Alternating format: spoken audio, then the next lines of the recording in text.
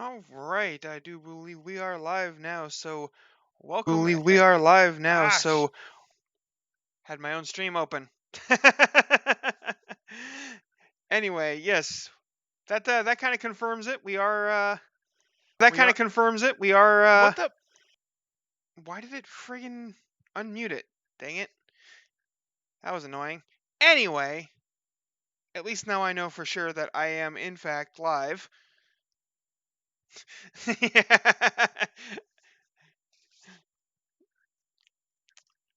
I don't know why it unmute. Like I muted it and then it unmuted it, and that was annoying. But whatever.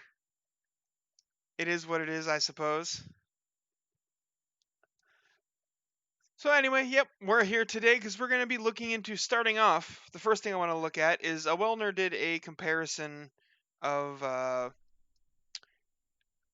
APS guns to basically built APS guns to have relatively similar stats to the simple weapons, the custom shell simple weapons.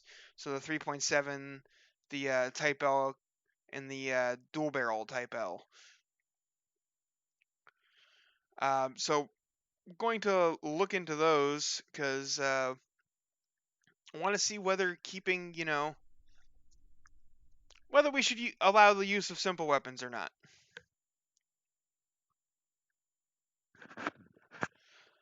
Well, a moment ago, Spongy Boy, when I was accidentally had my stream unmuted and I had it open, it was seeming quite, loud to me. So might be your headset. Anybody else having any volume issues? Because I mean, I can always. Yeah. See, it's plenty loud. Oh, but I sound bad. Well, Oh, but I sound bad. Sounds fine to me.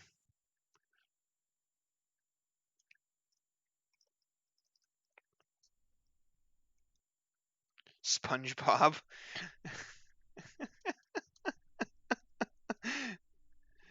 uh. Anyway, so take a look here. Well, they're using the same shell, so that's going to be the same. So the thing that's going to be different about them is their things like their accuracy and their reload rate. So let's see, rate of fire 32.7, 31.2. So they're relatively close, not exactly, but that's pretty close.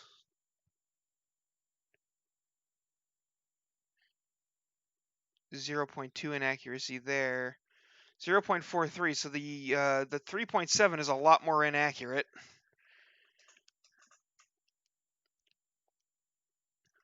And the APS gun here. Okay, Squidward. Ah, jeez. It's starting already. The Brisbee trolling. So yeah, they are definitely relatively equal, though this gun is a lot more accurate, but this one's a lot smaller. And a Wellner... Well, actually, I don't need prefab mode. Save. Yeah, sure.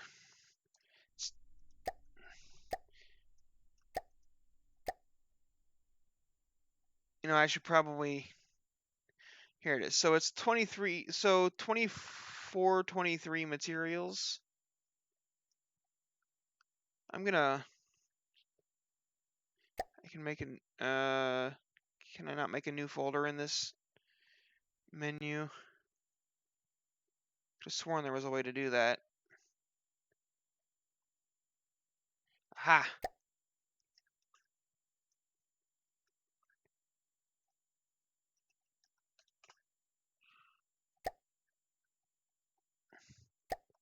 So we're gonna put everything in the research folder so it'll be easier to look at.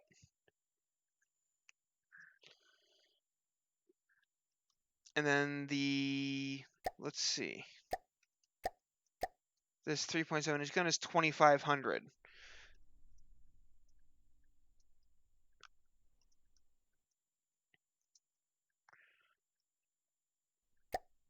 Compared to this is 2423. So the APS is only a little bit cheaper, but you get that little bit of expense gives you a slight rate of fire buff and a pretty significant inaccuracy buff. Like 0.2 compared to 0.43 that's significant. And I mean, I'm assuming they're going to go the same speed, right? I want just the, dang it. They're too close together. I'm trying to get just the 3.7. Yeah, they got the same shell speed. I figured they would, but just need to check to confirm. So yeah, that's not untrue, Brisby. APS doesn't look as good, but is slightly better, slightly cheaper. Yeah. We're not even 7 minutes in. But shut up.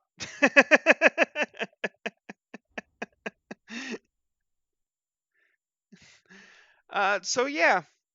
Now this is also not counting any armoring, but you can't armor these guns really because they're not sub objects.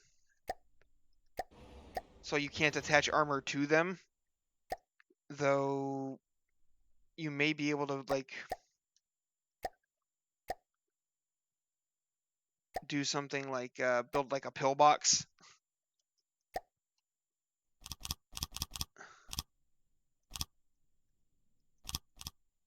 Will it still rotate in that?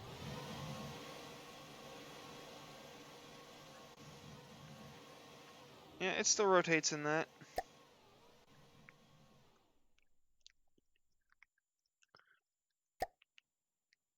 So, and then you could have one come up like this, and then, like I said, like basically a pillbox. But that's not going to be as... And if you only had like 180-degree arc, then you could also like fill in these back parts to make it a little bit more sturdy. But that would be basically the best you can armor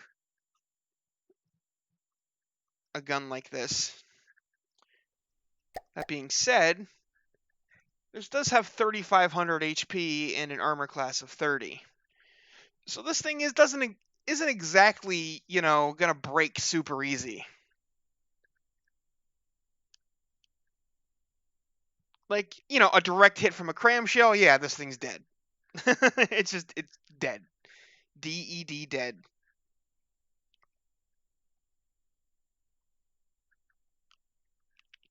So the only difference between these two, this one's heavier, but has 5 more armor and 500 more health for 500 materials. That seems worth it. Anyway. So these things don't really need armor. Like they can benefit some from it somewhat, but they don't need it. If you count in because you have to armor this, because like just a single fragment hitting one of these ammo clips is just your gun's gone. So counting that in, simple weapons are probably actually a little bit cheaper. Actually. But that 0.43 inaccuracy is kind of rough. And it does technically fire a little bit slower. It's 1.83 seconds to crap, I don't know. It doesn't say on this one. It doesn't give the same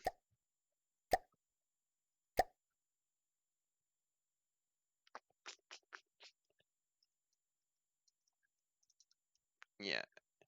I'm assuming the ammo.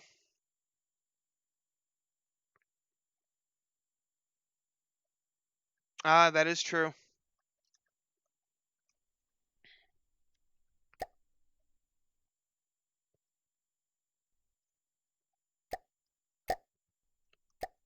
So yeah, comparatively, like this gun, it's bigger. It's going to be more expensive because you have to include armoring when you're building an APS. You can't have an unarmored APS. That will not last at all. It will just die.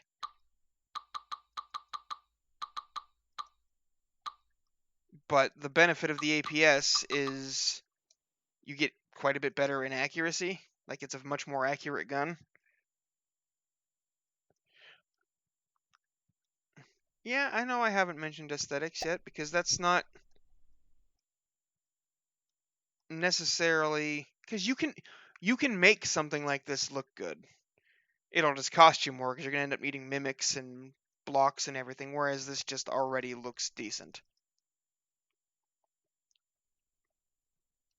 But yeah, so I don't know. Is a Wellner around yet? Also, hey Greyfell.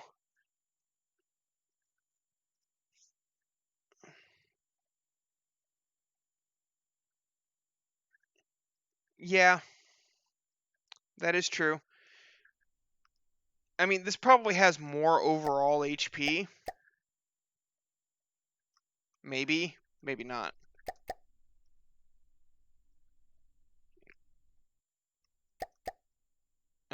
These things. Oh, it actually probably has less HP than this thing does. Like even if you sum up the total HP of all the blocks,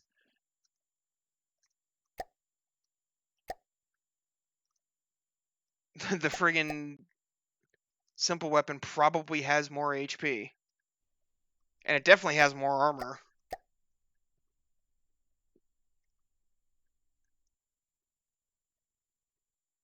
Yeah, I know that. I'm just saying.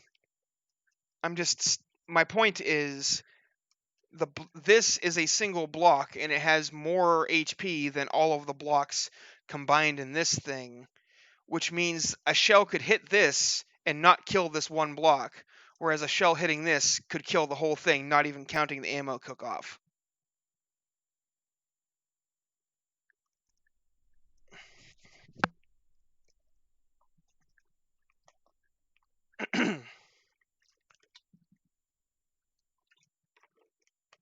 So other than the inaccuracy, yeah, I would say this 3.7-inch simple, custom shell simple weapon is better in pretty much every way.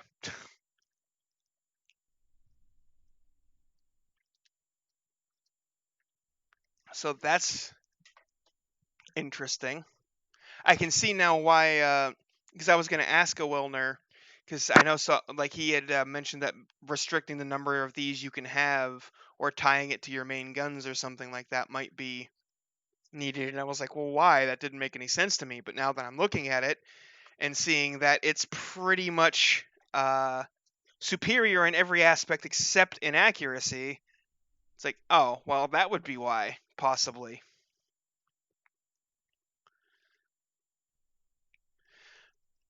Though, I mean, with the armoring that you can do on these, you could make this gun a lot more durable than the simple weapon version.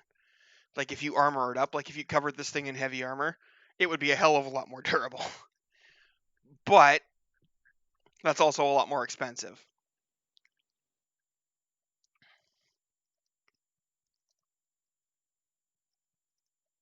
So yeah, let's look at the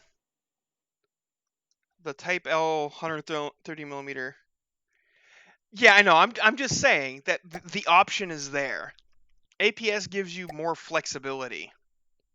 Because another thing is like this gun, this same exact gun could fire a bigger shell than this can. Like all you would have to do is change the two single autoloaders to a 2-meter autoloader and maybe add some more cooling, and you've pretty much you can fire a much larger shell than what this thing is doing. You know? So APS it's more flexible, I guess. But when you're doing an apples to apples comparison like this, it's not as good. Anyway, we've got 12.8 RPM in the Type L 130 millimeter case-mated gun. 12.8. I already forgot the other number. 12.8. Oh, these ones are exactly the same. Well, that's excellent. Inaccuracy 0.24, 0.34. Not as big of an inaccuracy difference here. And this gun is actually. How is this not that much tougher than this? That doesn't make any sense. Like, they're the same price, but it only has 1,000 more HP and the same armor. I feel like this should have a significantly less armor class because it's like it's open to the air, you know. And any gunner sitting on these seats, a shell lands around them, they're dead. But anyway, not here for balance. We're here to check things out to make decisions on the rules for the next tournament, which, previously called the Frigate Fracas. I might be changing the name. It's going to be the same basic concept. I'm just not really liking the name now. I don't know. I was just thinking about it in the shower, and I'm like, eh. Something. So yeah, but that's not important. The important thing is getting the rules figured out so we can actually play the tournament. So yeah, another similar thing. This is a much smaller, looks better. Won't explode and take out a good chunk of your ship when it gets destroyed. And the instant switching thing that Brisby mentioned is also useful because you can change shell types on the fly. Which I think that's doable. I think that's doable with ACBs, isn't it? I don't know how else you would do it.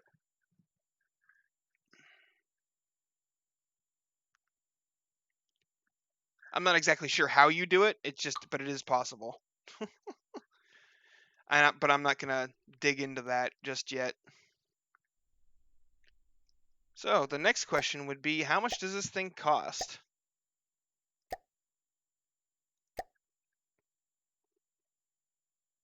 Oh, wait, what?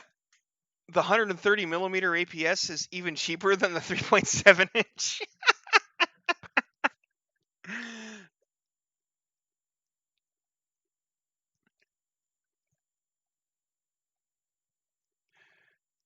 Okay.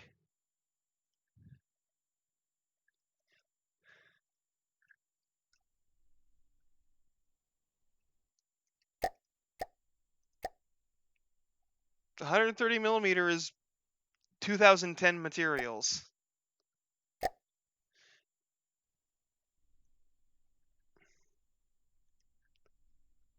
Nope, they're just 1 meter autoloaders.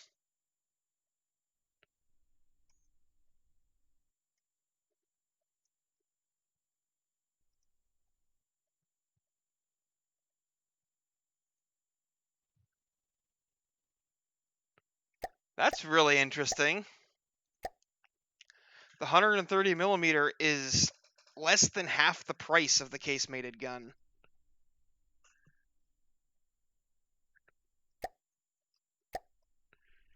Oops. Ah. Right? Isn't this thing 4,500? Oh, 2,500. No, it's the same price. It has 4,500 HP. Okay, that's where I was getting the 4,500 from.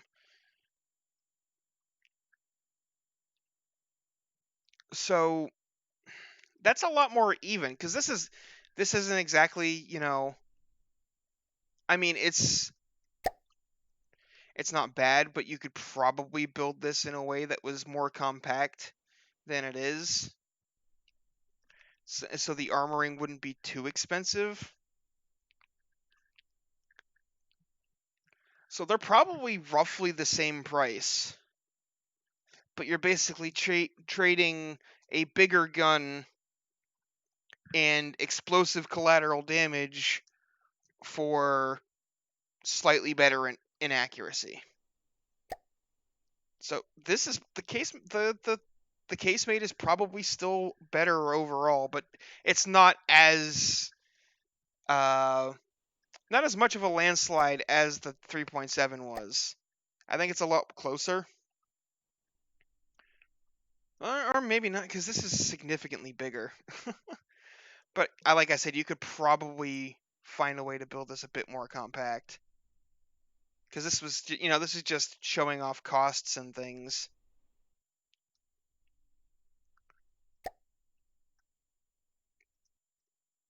I'm assuming the ammo use should be the same, right? Wait. Yeah. Yeah, it would have been really weird if the ammo use was different when they're firing the same shell at the same rate of fire. That would have been dumb.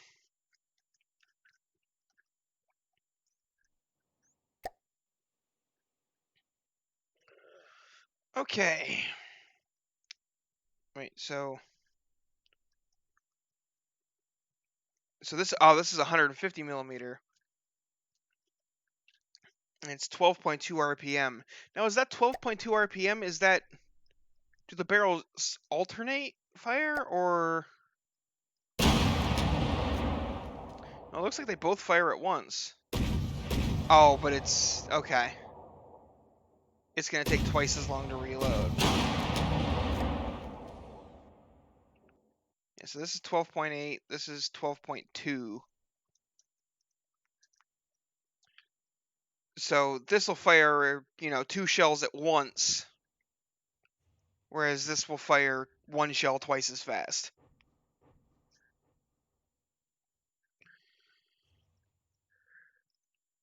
Okay, and 150 millimeters is still a pretty small shell.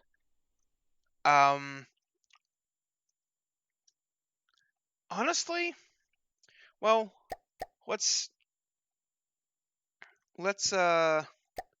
see what the cost of this is. 150 millimeter is, wow, okay. That expense jumped up almost 3,000 materials.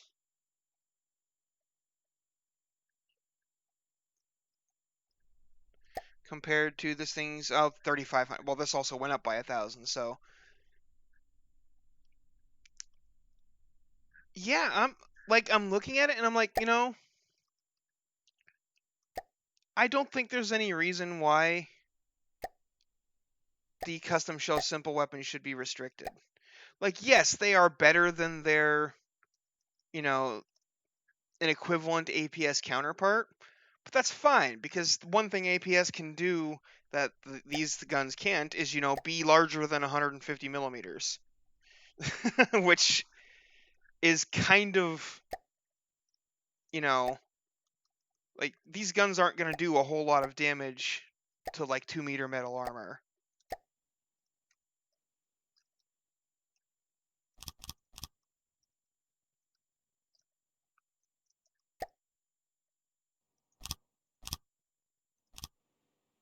Why did I do it like that? Oh, Jesus. Just put it on the thing, dang it.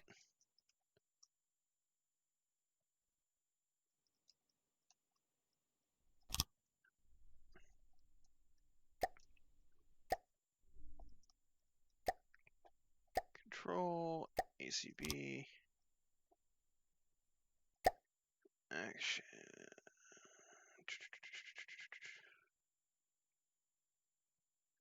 Weapon systems, fire.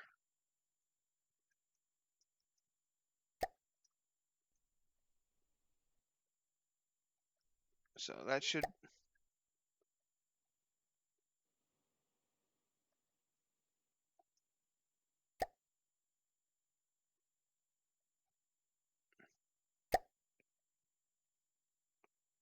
Oh, okay. 2 meters was too short. Like, see, that did 8 kinetic and 1.78k explosive, right? with 2 shells, and 1 meter metal didn't even care, right? I mean, it's not going to be any different if I use the APS thing. Well, I mean, the actual numbers would be halved because it's only 1 shell, but you know. So a small shell like this is just not going to do anything to good armor. Like if I make it 2 meters and fire it, it's even less damage. And like the blocks, if we look, that did 16-17% damage to their HP. That's not a lot. That's very, very little. So I don't see any, like, even if you have like 30 of these, it's not going to do all that much damage. And they're still going to use quite a bit of ammo. 9 per second per gun.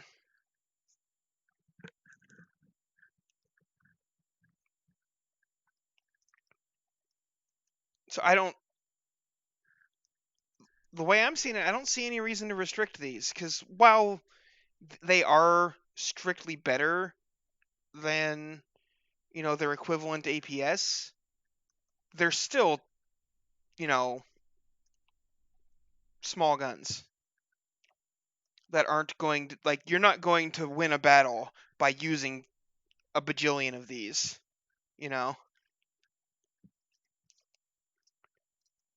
because they're still like, this thing's still 3,500 materials. If we kept a 100K budget, you might maybe be able to fit like 15 of them on a ship. Let's call it 16, so 8 aside. 8 of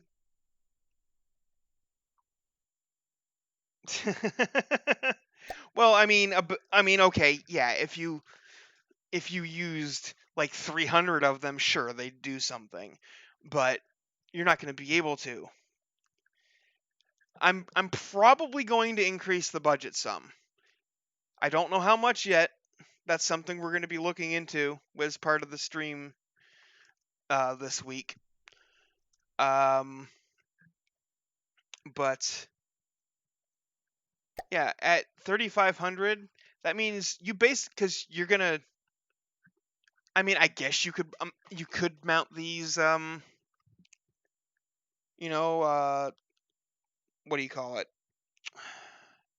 on the center line so that they have 360.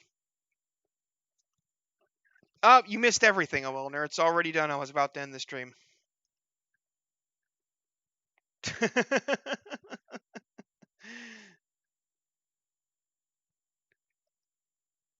No, I'm kidding.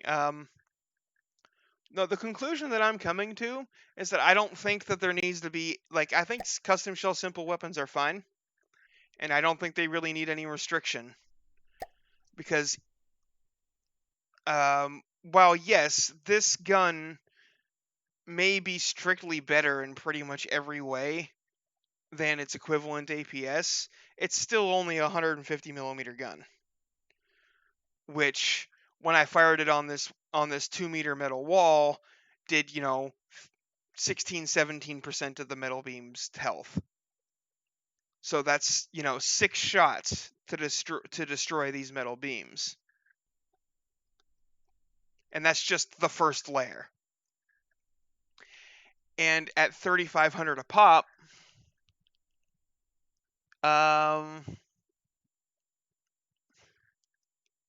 you could probably fit like maybe 20 of them.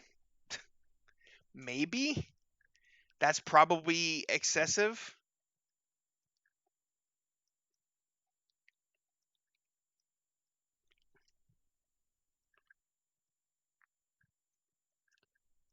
Like, if you're building 20 of them, that's like 70,000 materials. And if we only have a 100K budget, that means you've got a 30,000 in hull. So you've got paper armor. Because you also, that 30,000, you also need your fuel and ammo. So to build a hull big enough to have 20 of these things mounted on it, yeah, you'd be building in wood probably.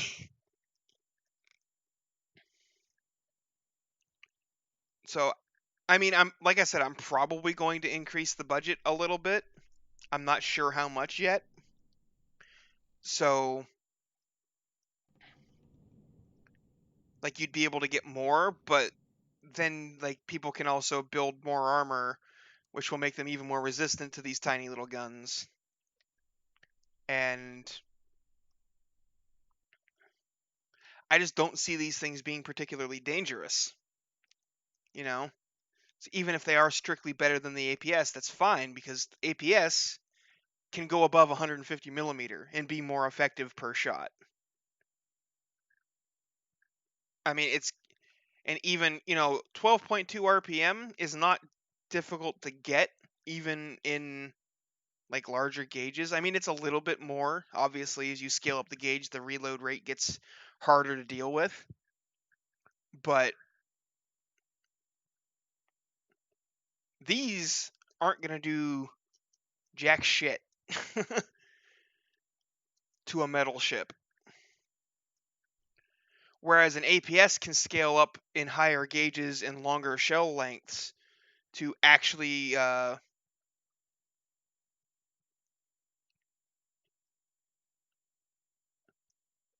they can also fire sabot shells, I guess. You mean the what do you mean by which one do you mean by they?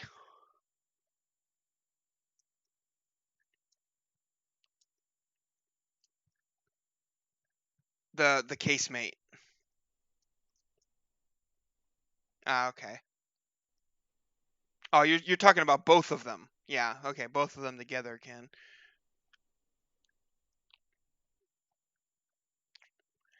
And I mean, yeah, that'll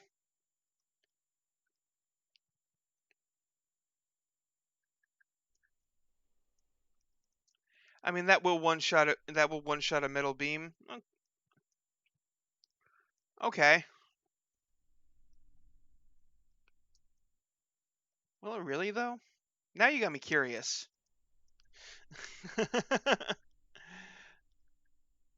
Oh, that was a pure HE shell. Okay.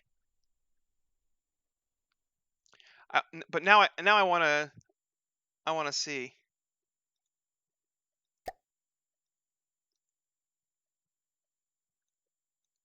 what these can do. Well, that's definitely not enough AP to make the 3 times solid body.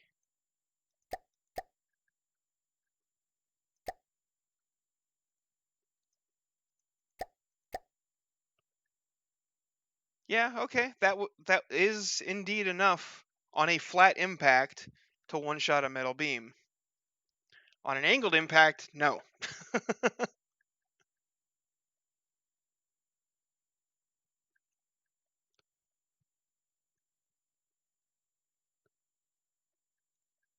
I almost feel like you might be better off. Well, that drops the armor pierce below 80, so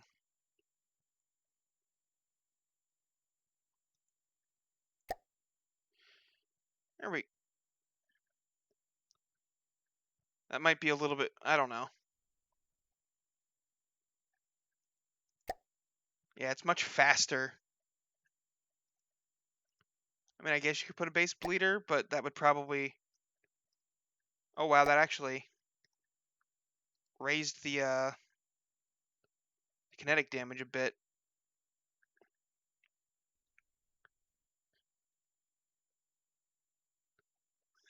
So yeah, this would,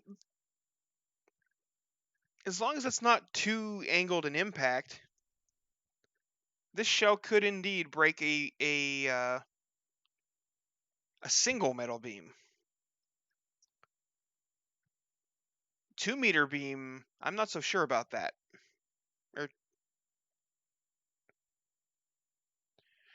Gives inaccuracy. Sabo is more.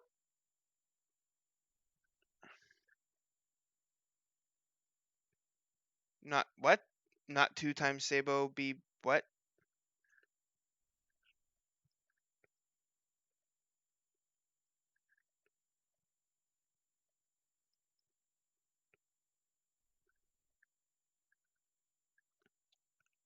Oh yeah, it does. It does. Oh, okay. So the blade speeder gives a 35% accuracy penalty. Gotcha. Okay. You confused me there for a second. Got it now though. Well, let's. Yeah, because that does make the.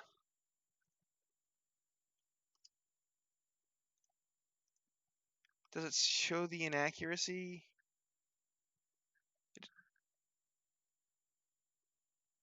Oh, for a 0.3 base inaccuracy, it's 2.73 meters. Or you can have a base bleeder, and you need 3.06 meters. I don't know, but it definitely does. Increases the shell speed modifier by 15%, but also destabilizes its inaccuracy. So inaccuracy is multiplied by 1.35.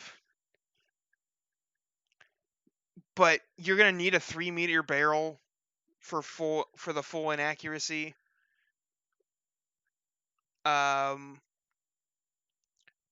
if we make this a casing, you're still gonna need a 3-meter barrel.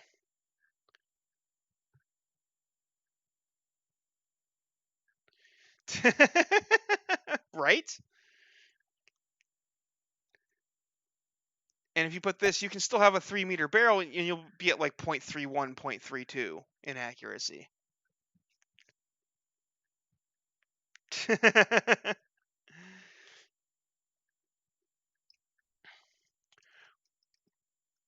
That being said, even with a flat impact,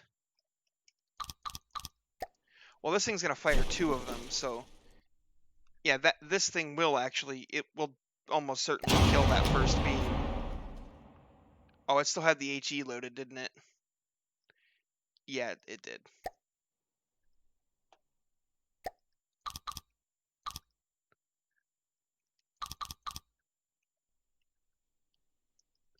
I should probably make this part heavy armor so it doesn't break.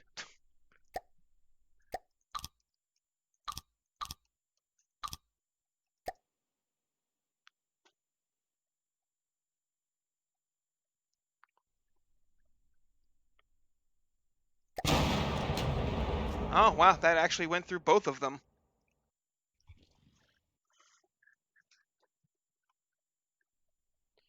That punched 2 meters of metal. Interesting.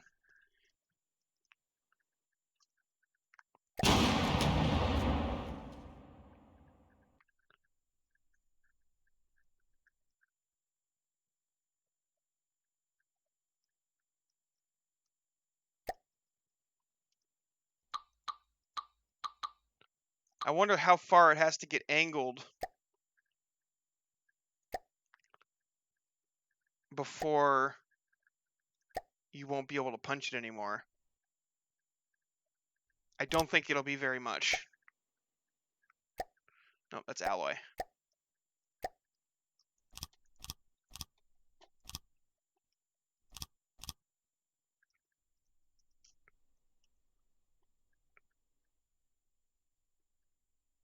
Rotate to angle, angle control.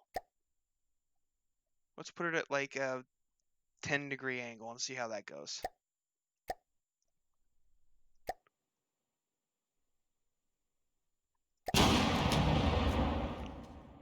Went right through.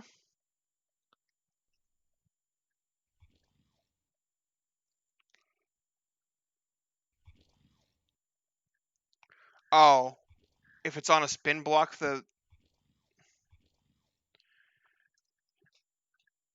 if it's on a spin block, the rotation thing isn't as effective.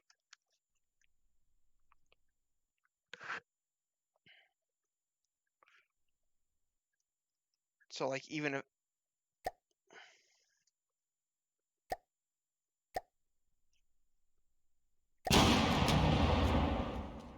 well, they hit 2 separate blocks that time. But yeah, that did significantly less. Ah, that explains why you had that that one setup with the slope blocks on your armor testing rig.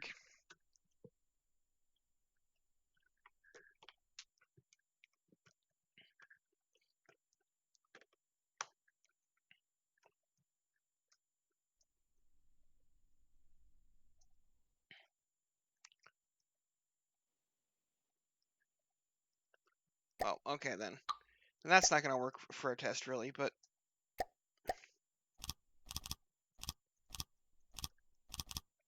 what about 3 meters of metal? It probably won't punch that. Wow, it... No, don't repair it! God.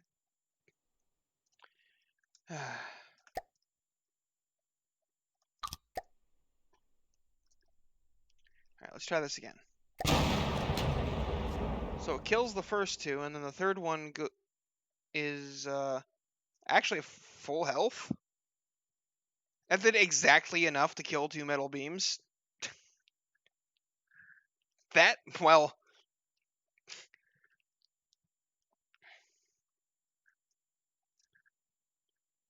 That's unexpected.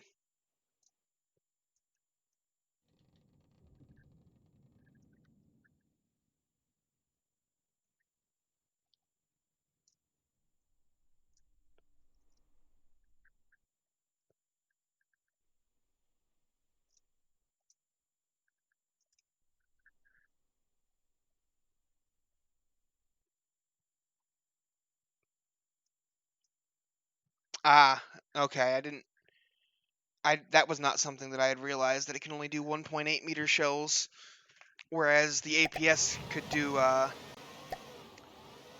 full 2 meter.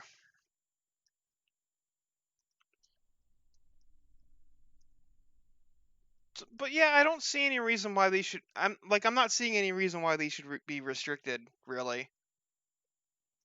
Because I mean, well, yeah, that does kill a, a a metal beam per shot, even when they're stacked up. That's also flat, and if the hull is angled, like if the ship isn't just presenting their full broadside to you, it's not going to do as much.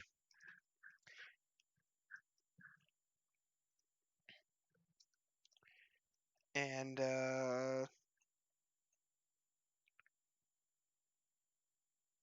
yeah, it's it's going to be twice that, so 9.34 seconds. This thing kills 2 metal beams. I mean, that's something.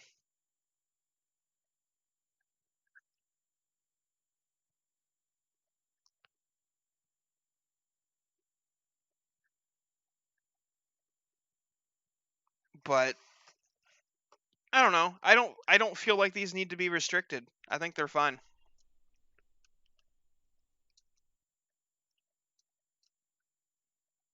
I think these would be perfectly fine to allow, and they don't need to have any restrictions on them. Question: is there any good way to defend your vessel against radar-guided missiles minus close-in weapon systems? Well, in like campaign or adventure or anything, there's also lambs. They work quite well if you can get them to work right. I've never been good with lasers, so I've never really been able to get them going or be out of range. I mean, I guess that technically works too. Yeah. But the thing with missiles is small missiles, as far as like tournament balance is concerned, small missiles aren't really going to do a whole lot to metal armored ships. Like, they're kind of not great. Medium missiles probably can, but they're also expensive.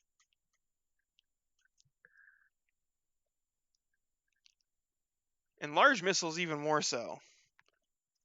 So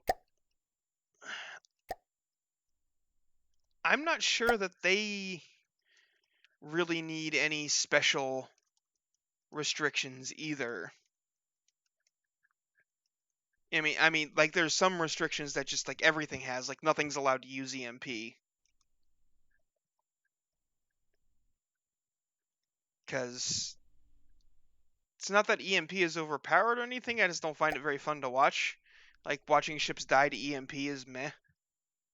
I'd rather see them explode into confetti than just flop over and die.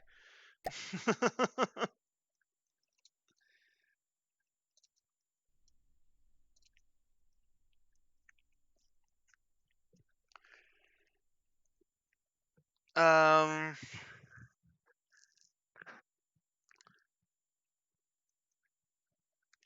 so yeah, I don't know. What do you guys think about missiles?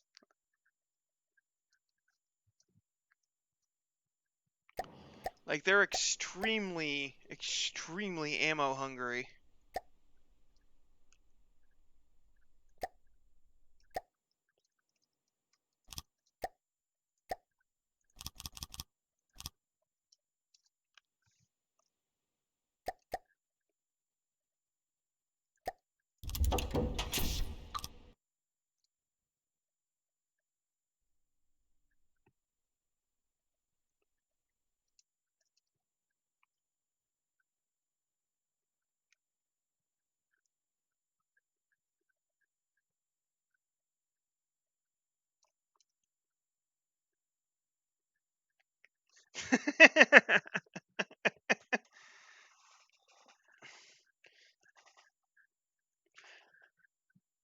Oh, they're radar decoys.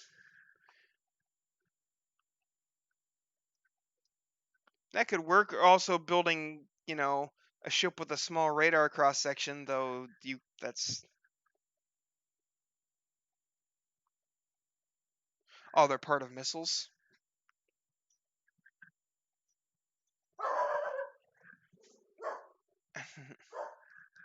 Bark, bark, bark. Yeah, and that's like, they're, especially against something like the ships we're gonna be doing in the tournament. They're pretty much guaranteed damage, but the damage is not very impressive for how much you spend on it.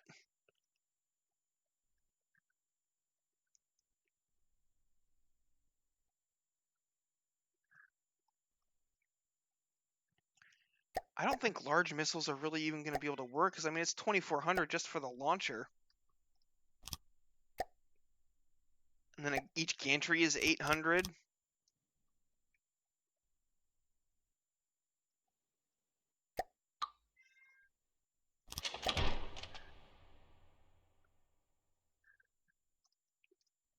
Yeah.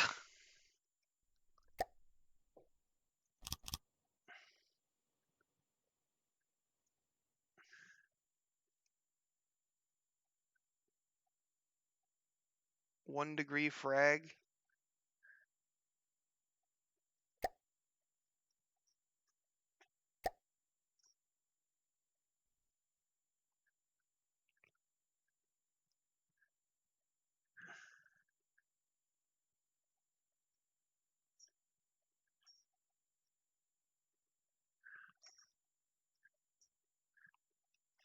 Yeah, so 3,000 fragment damage with 23 fragments. Okay.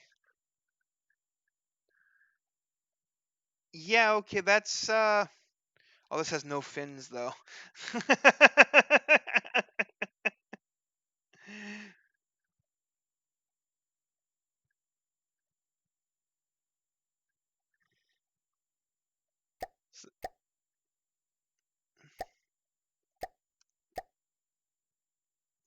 So, like, you could make a torpedo out of this.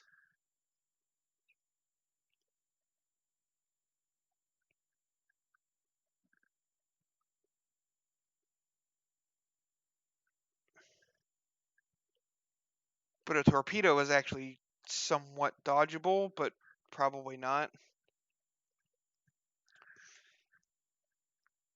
Yeah, 23 fragments for 3k damage a fragment is, and that's all going to be basically projected straight forward at a 1 degree angle. Like, you're gonna punch through quite a few blocks like that.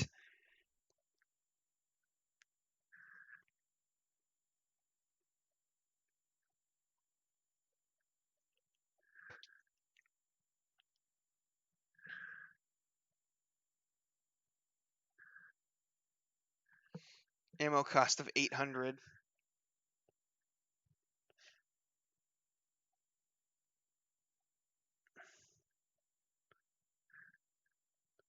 That's, I mean, it depends on the turret.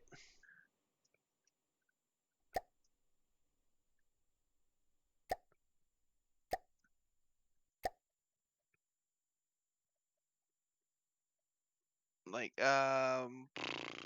the one that I made on stream here.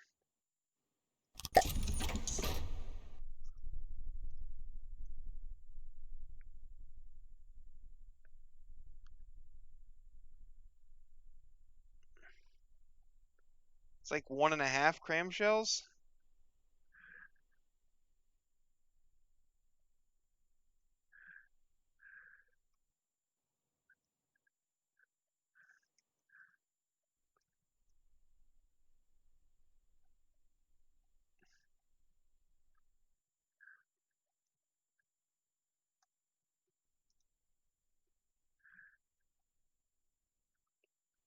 Yeah.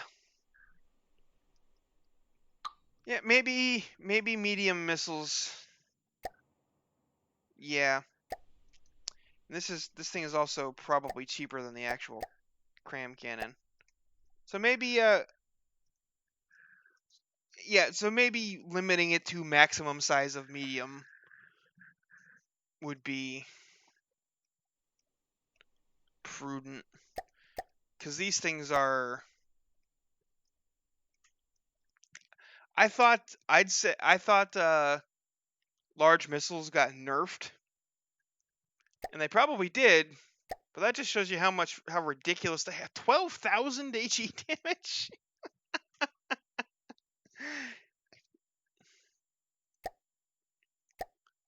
I mean, the fragments do only have 6 AP, so against metal, they're going to get severely reduced uh, fragment damage.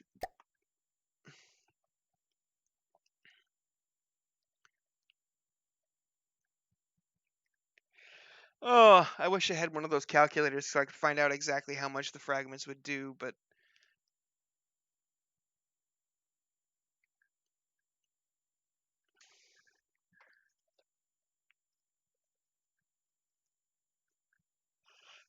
how much armor do missiles in air? You know, like the actual missiles themselves, how much armor do they have? Because it shows the health here. 1 AC.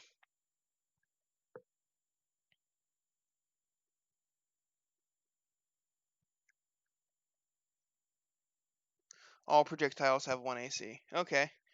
Yeah, it's still 19,200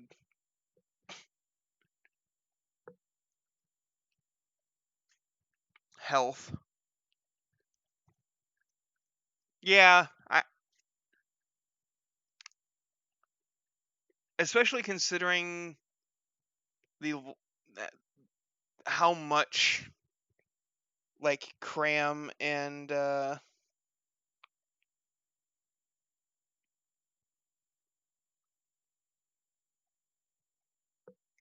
APS have been hurt by the armor changes. I feel like this weapon system would be kind of, yeah. I think limiting them to medium would be a better idea. Because if we build a similar missile over here, and we don't.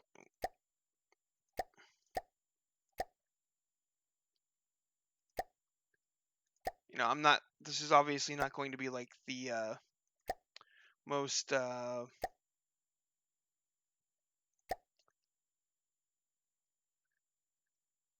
optimal thing, but just kind of taking a look.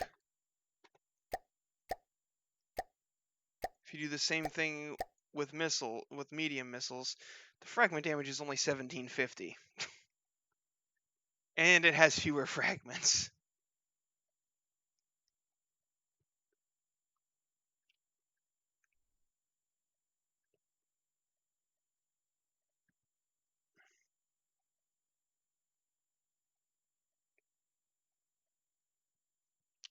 Yep, I think we're going to restrict it to smalls and mediums.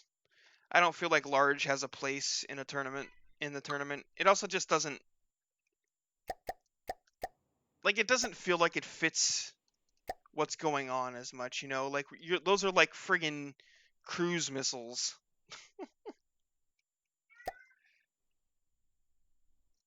But they're not even like, I mean, honestly, they're probably worse than even cruise missiles. Like those things are huge. But yeah, like uh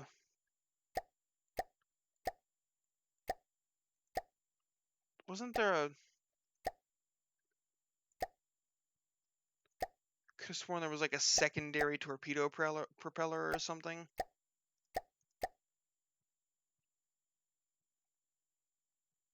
Maybe that's only for if you have a non-torpedo propeller. Yeah.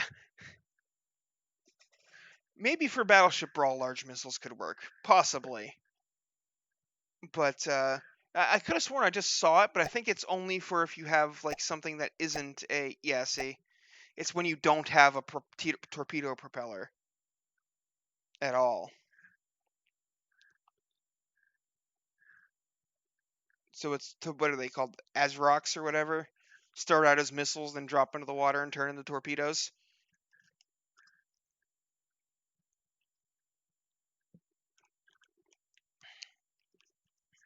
Yes. Yes, Brisby.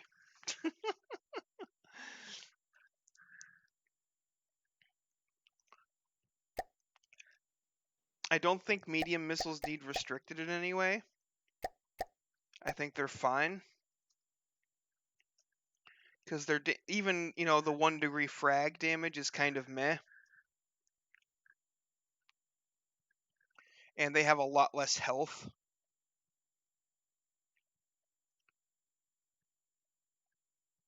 So they're, easier to shoot down if anybody does try to do that.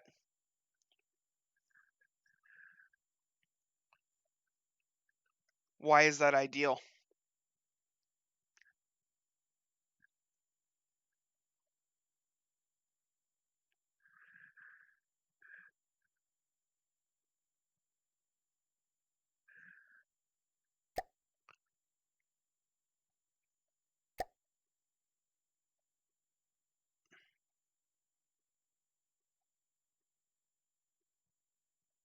Yeah, that does give them similar damage to the large missile, but now they're going to be spread out over a larger thing, so they're not going to drill through a ship.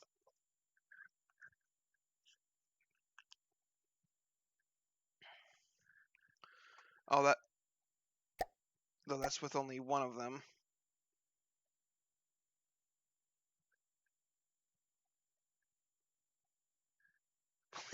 We'll hit the shit.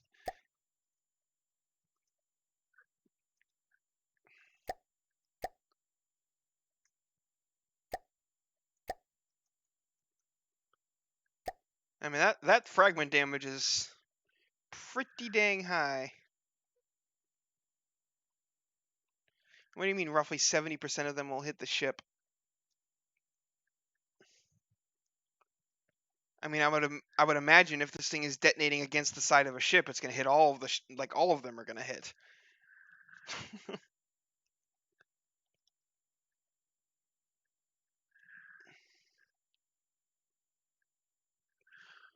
Well, no, because this 7,000 damage with 20 fragments looks scary, but it's also only 6 AP.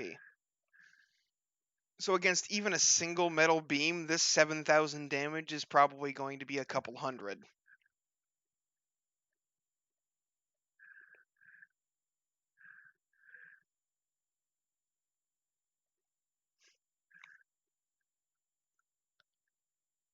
The thing that made it scary about the large missiles is the fact that you could set it to 1 degree, so every single fragment would hit the same exact beam when it goes off. Oh, right, because 180 is actually 360 and right.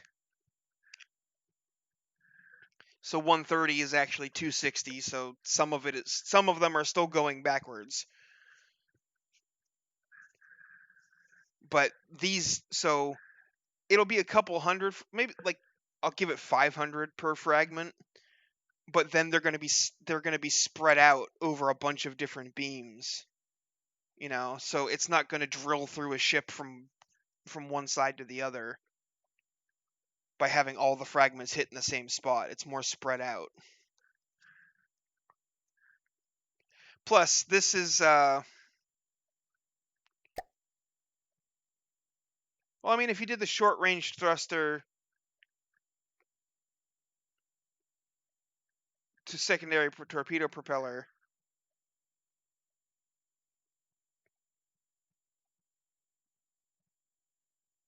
yeah. And honestly, if you're doing frag, you probably don't even want to do torpedo, because I don't see the benefit, because it just makes it easier to outrun it. Because at least with HE, you get that damage bonus for detonating underwater. Or does that not exist anymore? Did they remove that? I know that used to be a thing. I don't remember seeing to nerfed to 50% instead of it was what, double damage before.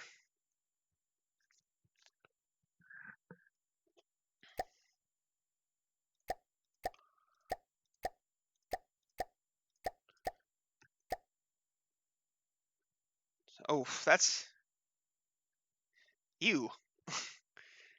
Ew. 6905 HE damage. Even with that 50% bonus, that's like barely 10,000 damage.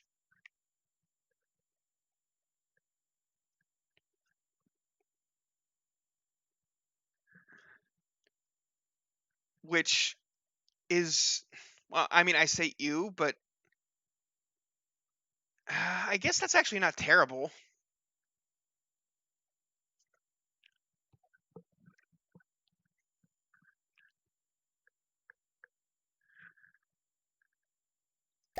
Like, if you do it as a torpedo, but it's really slow.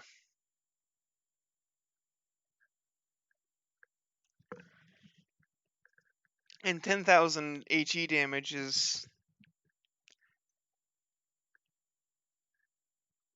Well, I doubt that'll break even a single metal beam in a 2-meter metal setup. I mean, I guess we could always test that.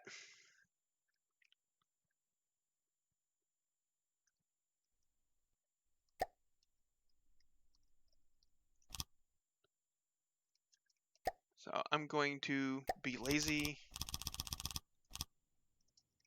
1, 2, 3, 4, 5 gantries.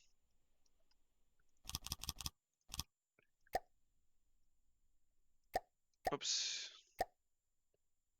Controller. And we copied all my launch pads, and then we just delete it.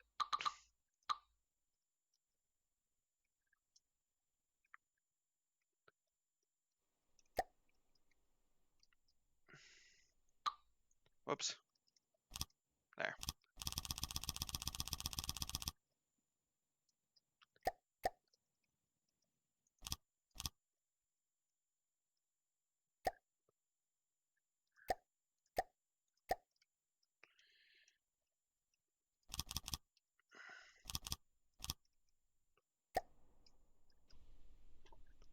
This one I should be able to just fire.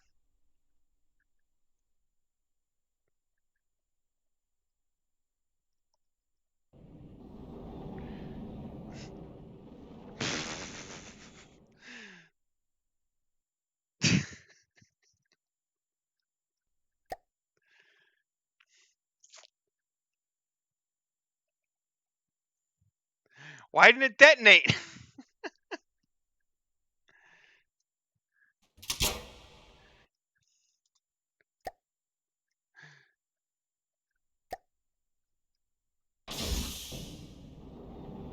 It.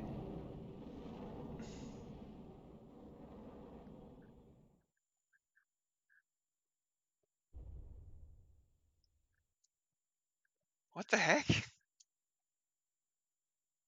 It's the price difference between this medium and the large one that I did earlier. Quite a bit.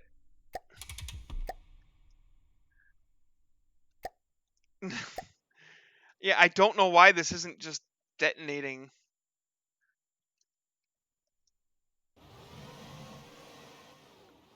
Like, did I do something wrong? I,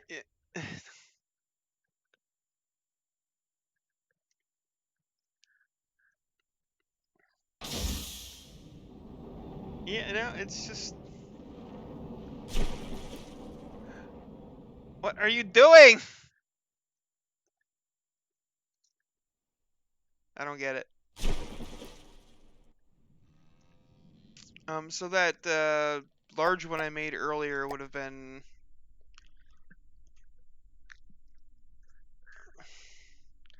about 10,000 mats ish, somewhere between 8 and 10, and this one is 1600.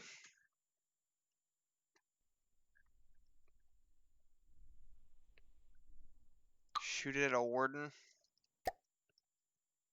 Okay. I have no idea what. Maybe that's. Yeah, okay. No, you stop that. Of course it's over there.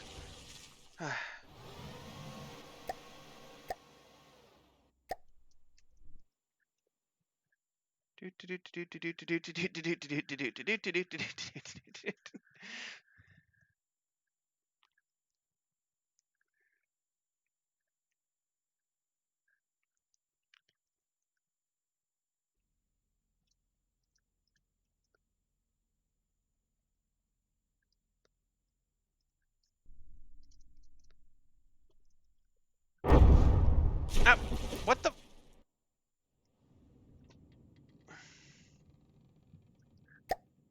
What the fuck?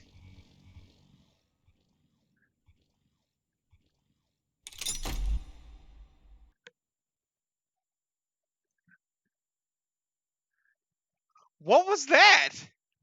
I didn't know. I didn't even fire it.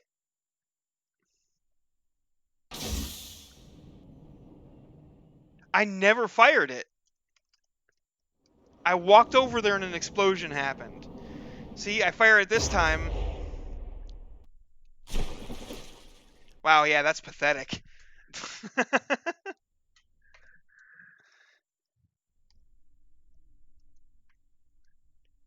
I just walked over here and things exploded.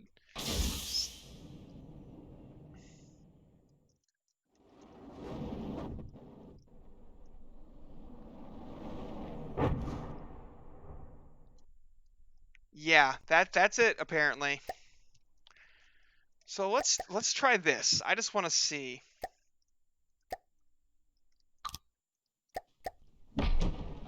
Oops.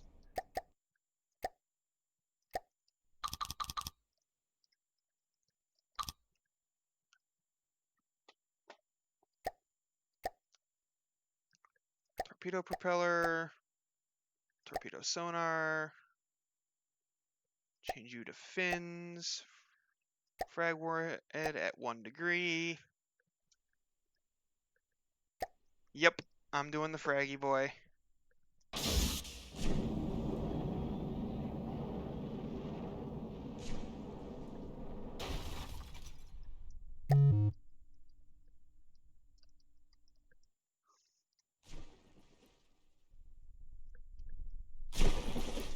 I mean, that's not that impressive.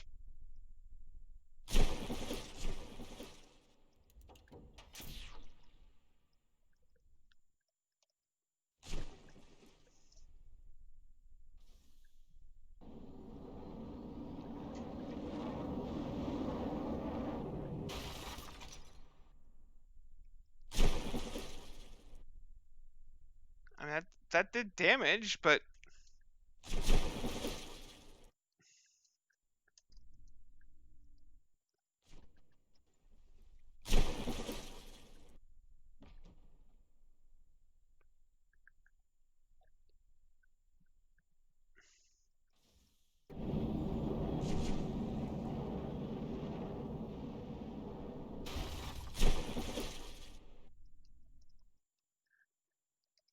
yeah, it's only doing 4.7k damage.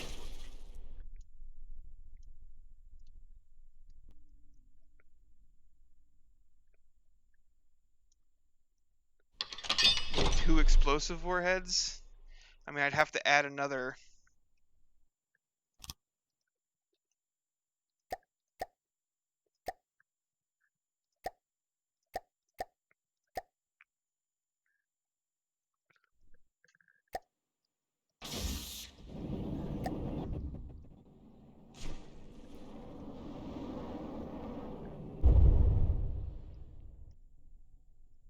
I mean, that did something, but it wasn't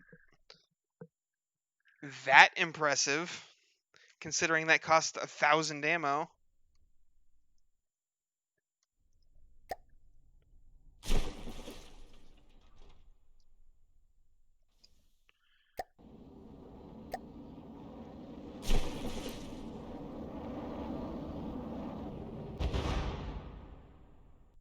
Okay, that did something,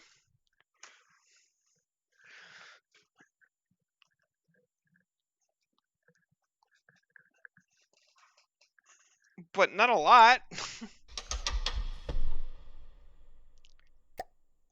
Considering this thing costs 2,400 plus 800 times 1, 2, 3, 4, 5, 6. So that's 48, 7,200.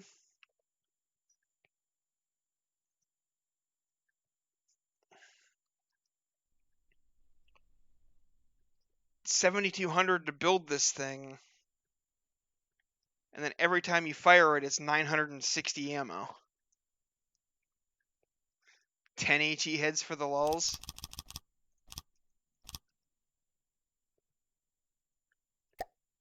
Fine. I don't know if this is 10, but this is what we're doing. Oh, I left one of them as...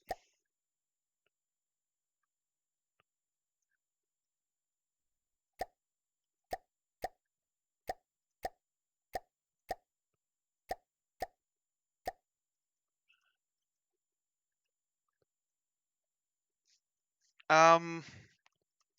1, 2, 3, 4, 5, 6, 7, 8, 9, 10, 11, 12, 13, 14.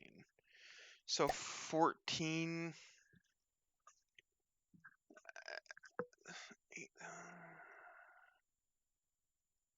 So that's 13,200 plus 2,400 is 15,600. So this is more expensive than a single one of my cram guns.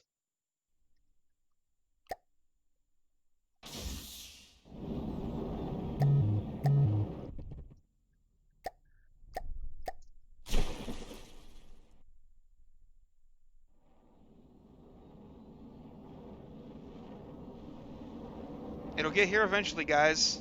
I swear. I mean, that's still... Like, it made a hole.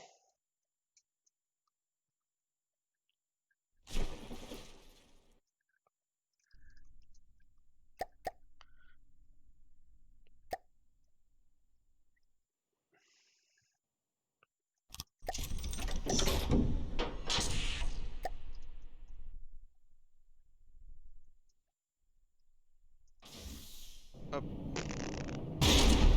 crams weren't loaded yet.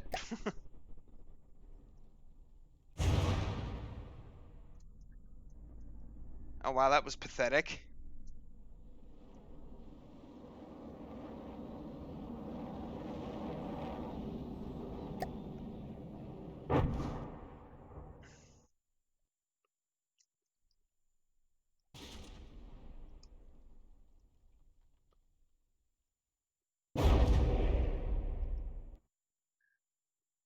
Where'd the other shell go? There's supposed to be 2 of them.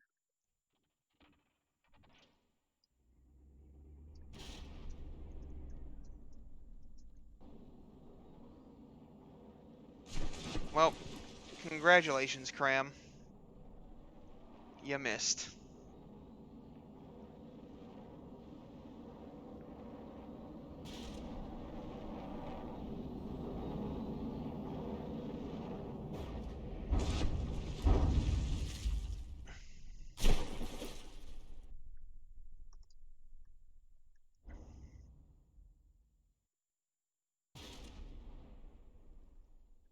I mean, that blew off a good chunk of the front there. Oh my god. This thing needs to sit the fuck still.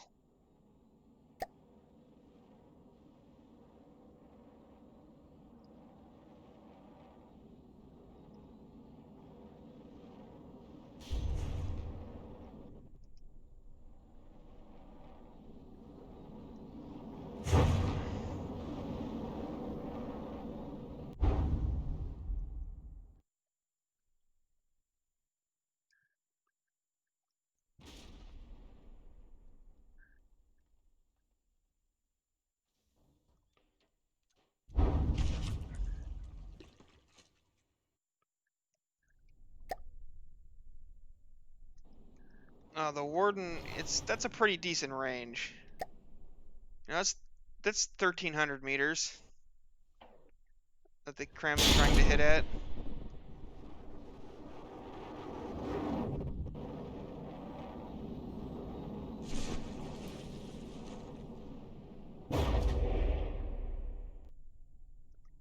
It's like as the missile's getting in deeper and deeper, it's doing more and more damage, it seems.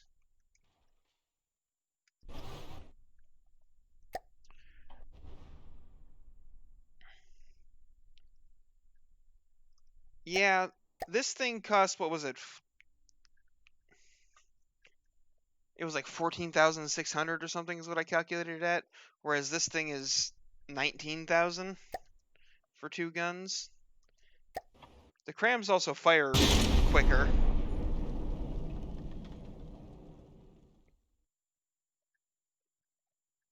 Like, they'll reload and fire again before the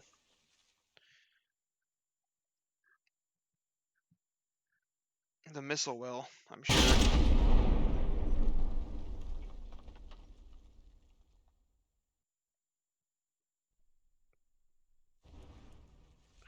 Not that they're able to hit at this range.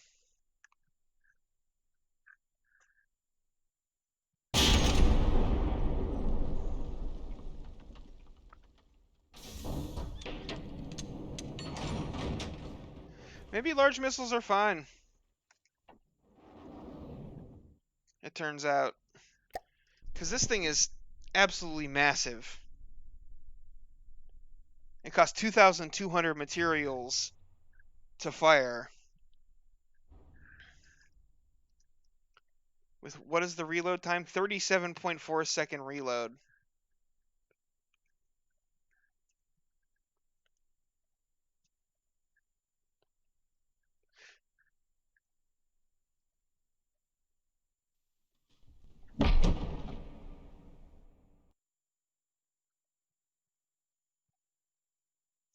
And it's also, you know, really, really slow.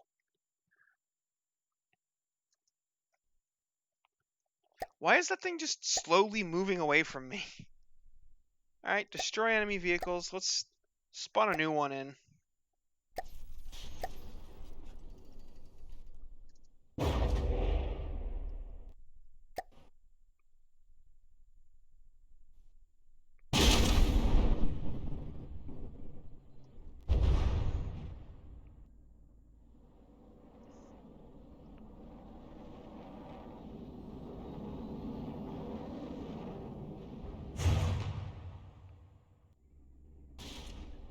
I mean, that's definitely a hole, but...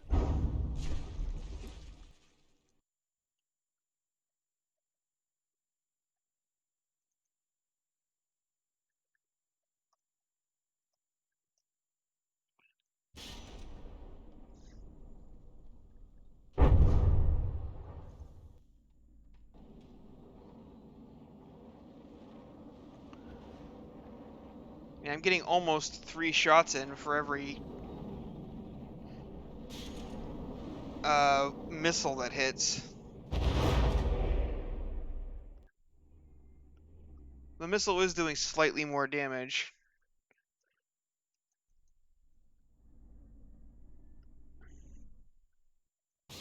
Well, slightly is a relative term here.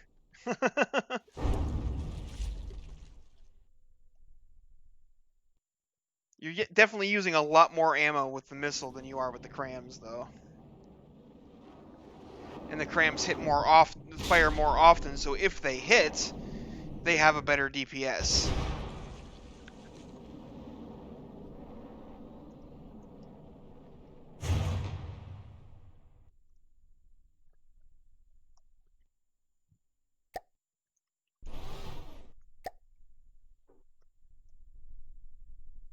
That is also true.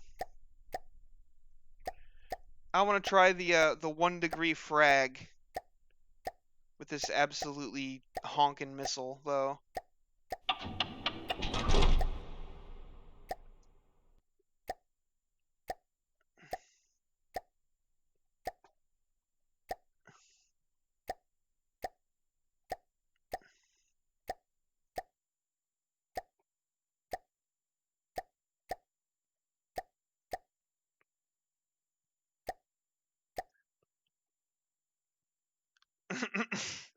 $16,000 per fragment with 42 fragments. Why am I inside the turret? Oh, I should probably spawn in a new enemy.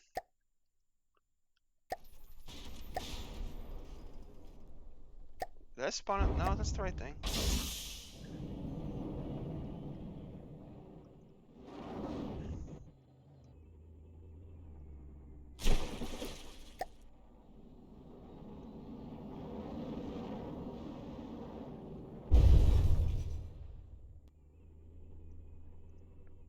Okay, let's pause.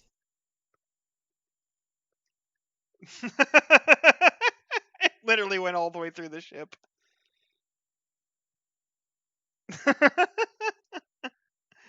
It probably overpenned.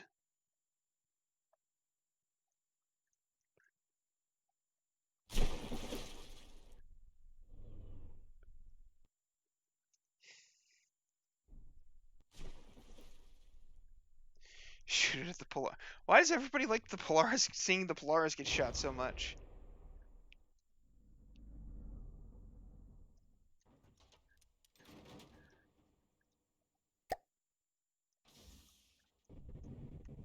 Because it's a great brick.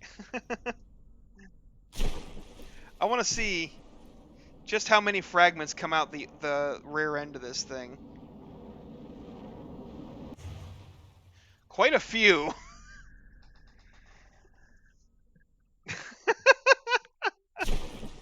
Like, that's overkill.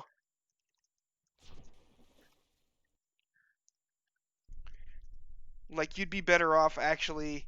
Let's try the 130. Oh no, that's warhead armoring delay. I wish there was a way to like copy settings between warheads, so you didn't have to change every single warhead individually.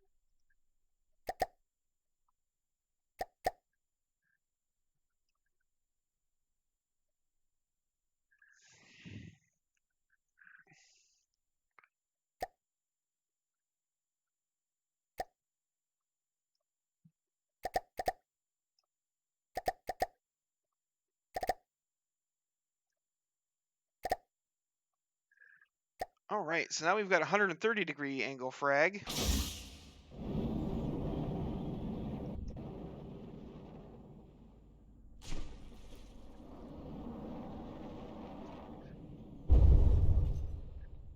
Well, that was pathetic.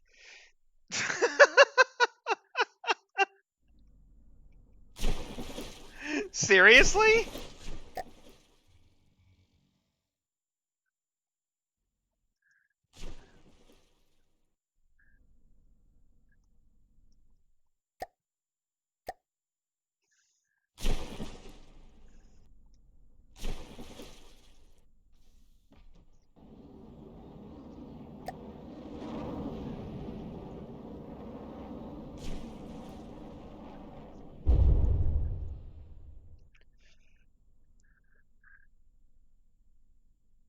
What?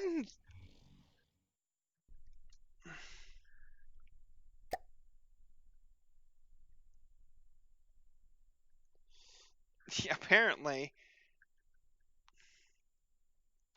Let's try like 45. Just because.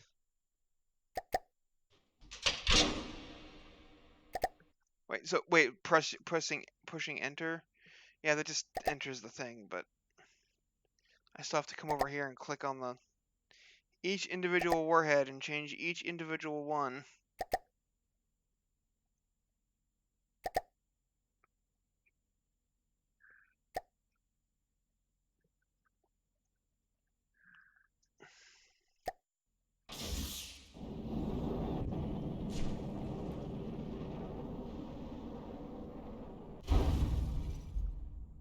That's a bit more impressive.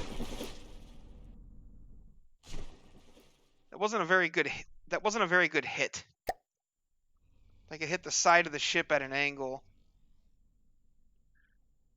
Alright, fine, I'll replace the Warden with the Polaris.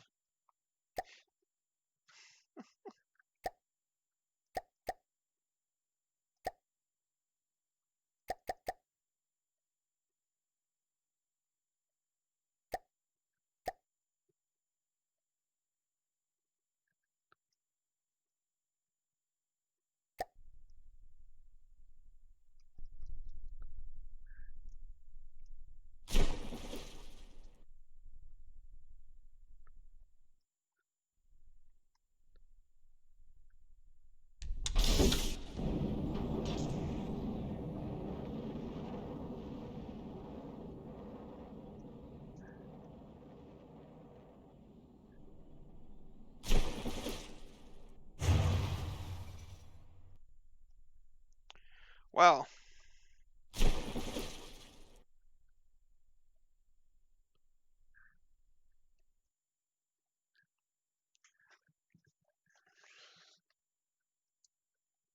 that was 45 degree.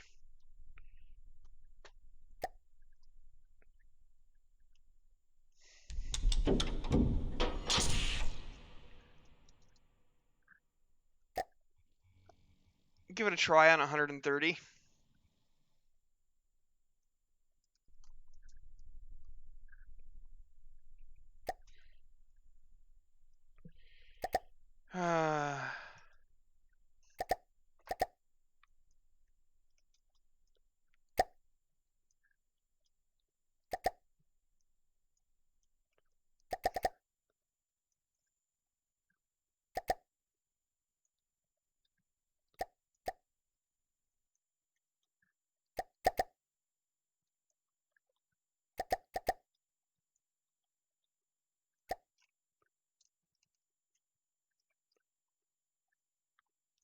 Alright.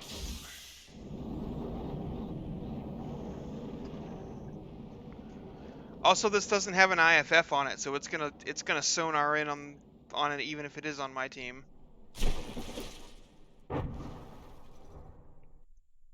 Pathetic. So what was that about 130 degree being ideal? Because that doesn't seem to be true.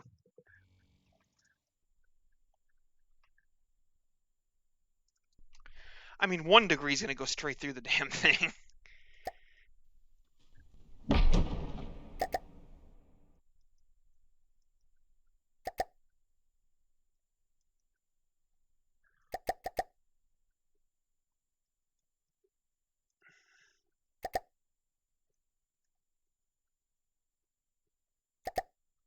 Yeah, the 45 was that did some appreciable damage.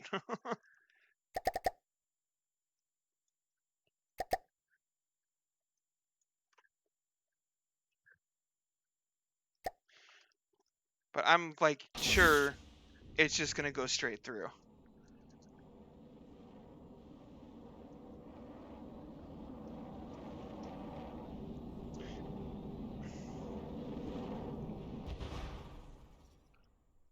Wait, what? it didn't go all the way through, but it dug deep.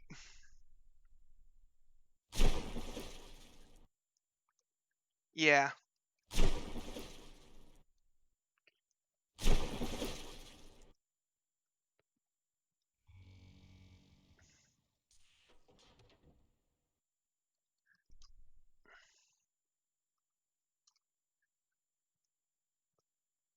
Yeah, at a flatter angle it might.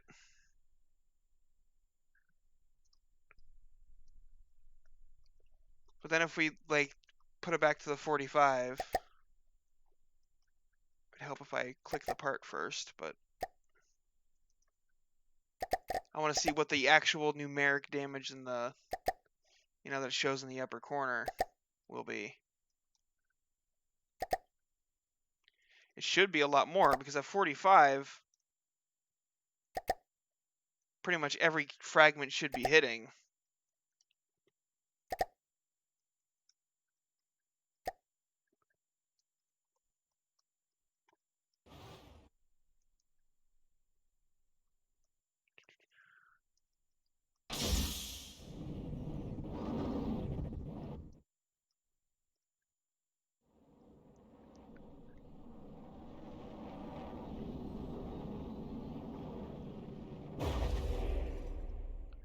$129K. And just, yeah, that kind of ripped it up. Oh yeah, what was going on, Spongy Boy?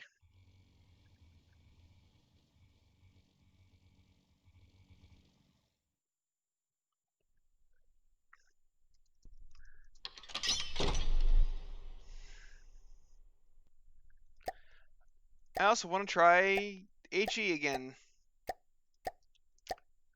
against the Polaris, just to see.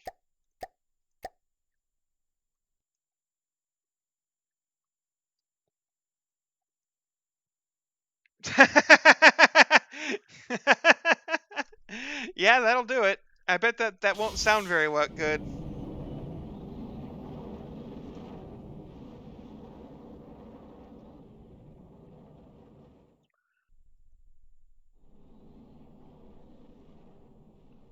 Bonk. Well, I mean, the hole it made is, nice and symmetrical for the most part.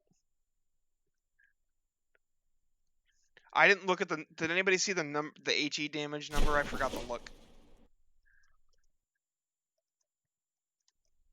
Otherwise, I can just 113K. So it was about the same as the 45-degree frag. And the frag did a little bit more.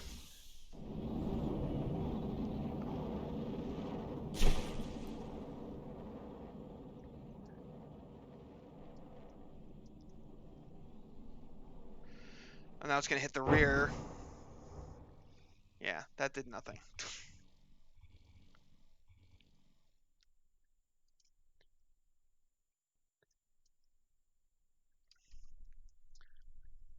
I don't know, like,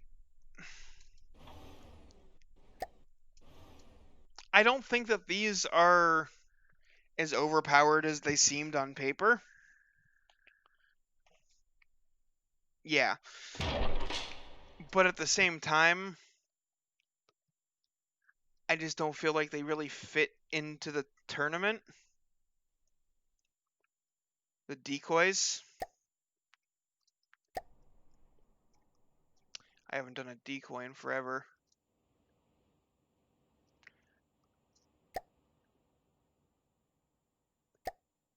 They're in here somewhere, aren't they? No.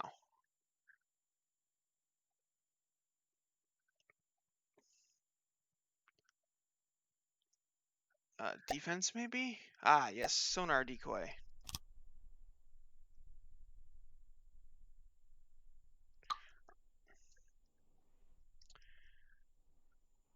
Where is... Oh. Polaris, why you do this to me?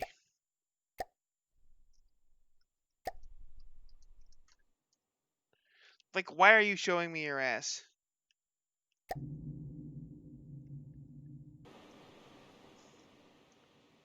What do you mean, try the decoys? I don't... How would I even do that?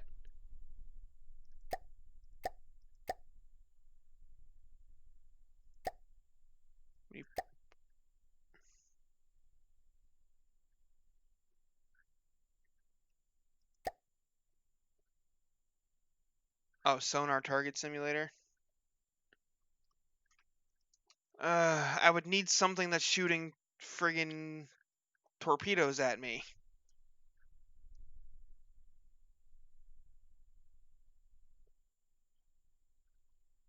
What? Why did this...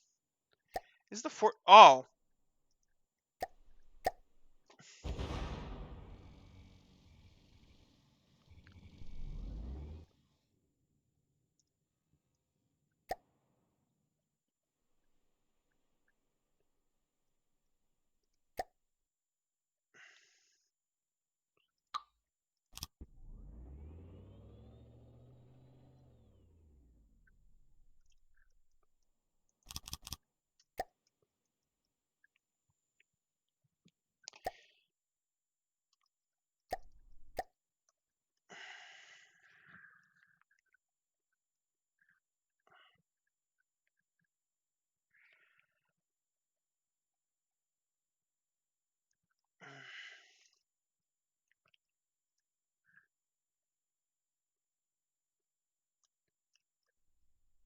Yeah, I just don't know how I'm going to make this work to even test that.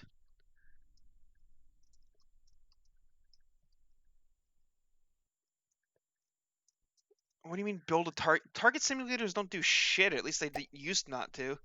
Like, they just didn't do anything.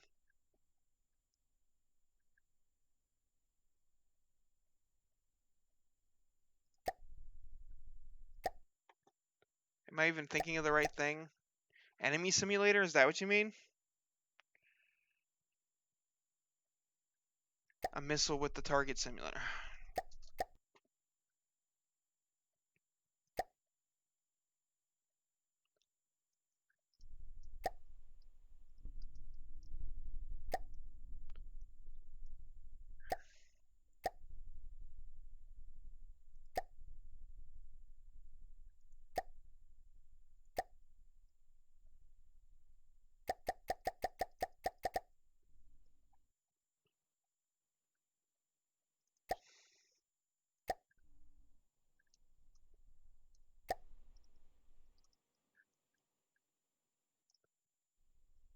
Oh yeah, I guess it would be, wouldn't it? Oh well, whatever. So, should it be a large missile or a medium? I don't know what you want from me.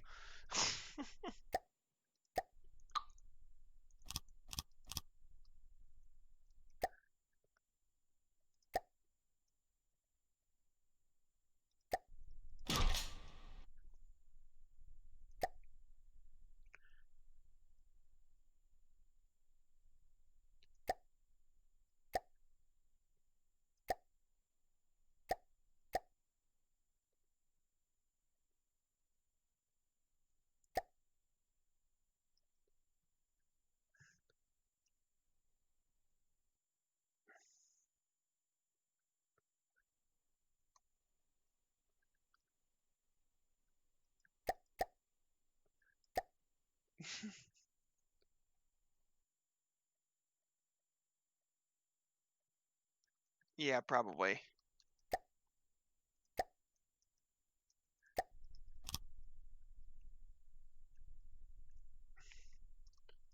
Do they?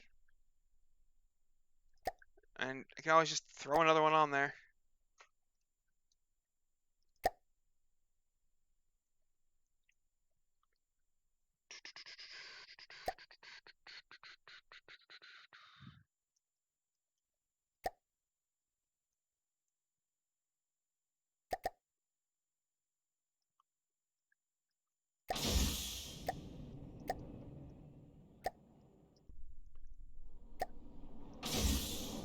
Shit, that thing's fast!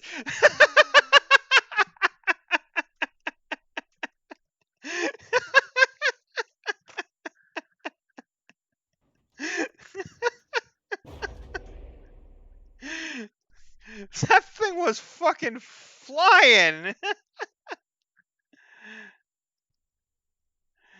uh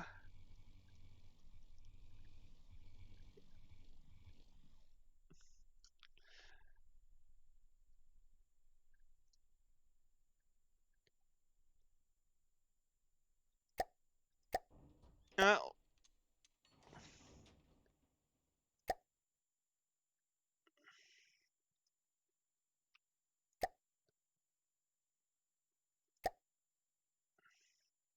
let's just turn down the thrust per second.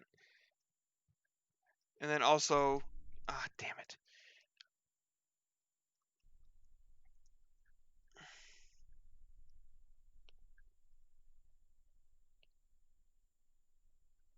That's not what I wanted. I wanted the ACB.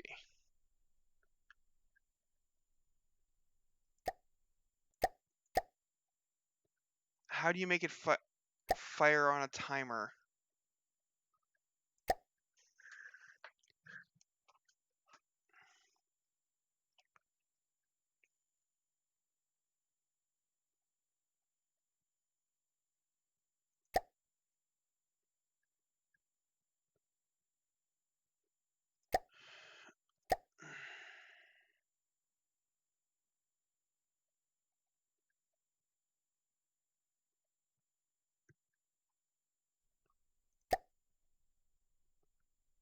That's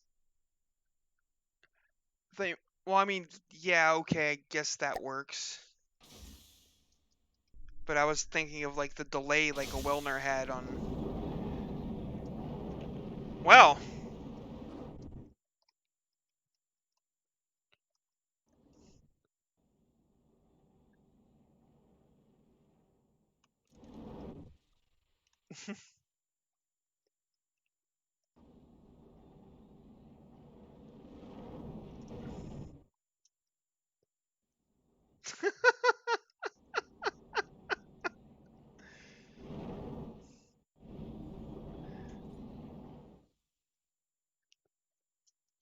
that was quite effective.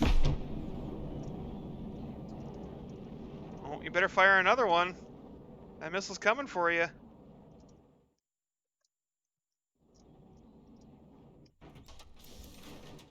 Too late.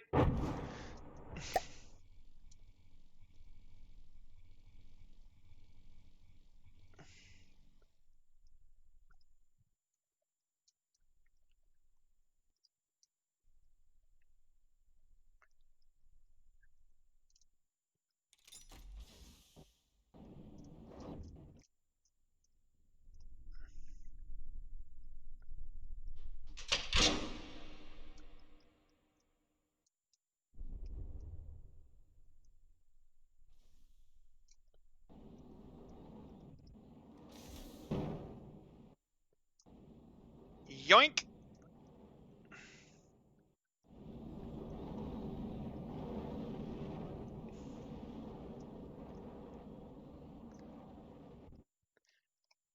That would be pretty hilarious if you fire the decoy at the enemy and they get hit by their own torpedo.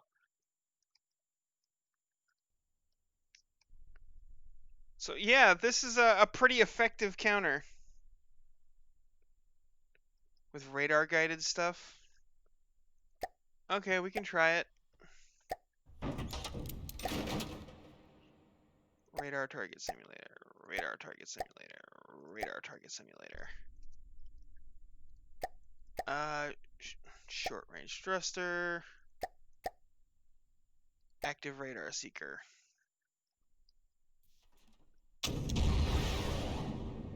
I mean,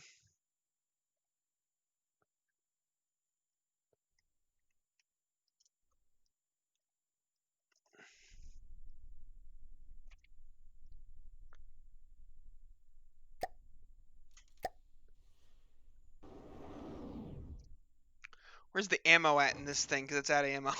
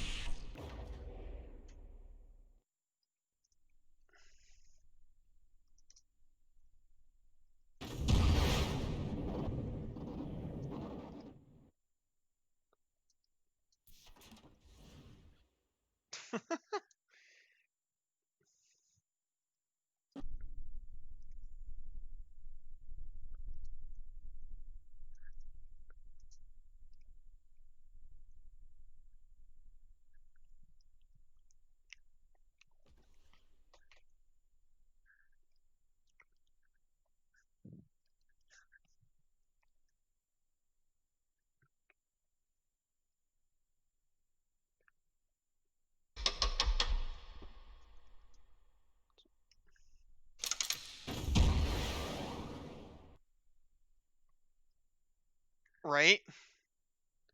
I wish there was a cheat tool to reload weapons as well.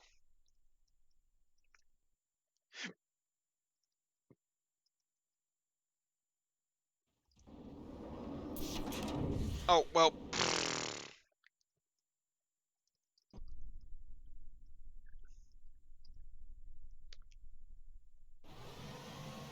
I get the feeling it wasn't able to. No, it should have been able to. Oh, right. The Polaris isn't on the enemy team.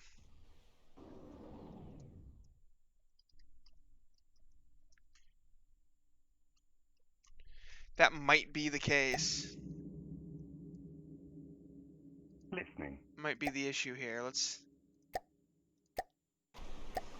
go ahead and bring a Warden bat. No! Don't shoot at me. Cunt.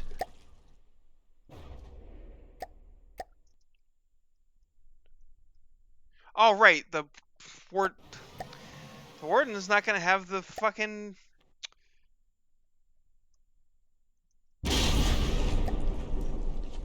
whatever. Yeah, I guess that could be do it. That could be it. 30 small target sims. So yeah,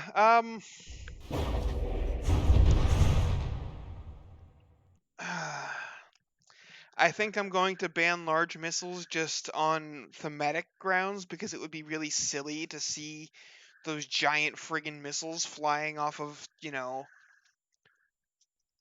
destroyer-sized vessels.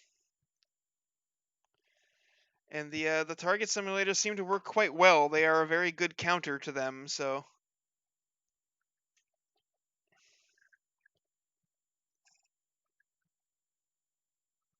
I don't think missiles will be a problem.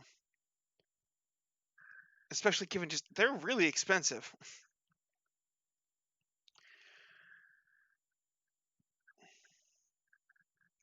Yeah, if it were like Battleship Brawl, if I decide to allow missiles in, large missiles will probably be okay. Even though missiles aren't really a battleship thing, but neither are mortars.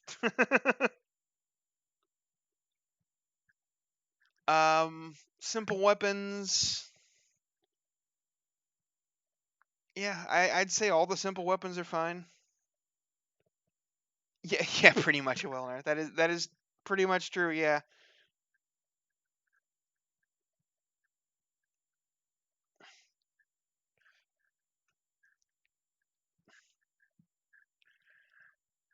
Simple weapons are fine.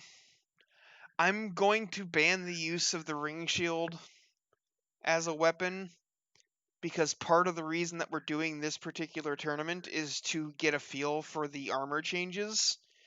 And if somebody wins the tournament by making a weapon that basically ignores those armor changes, that's kind of defeating the purpose.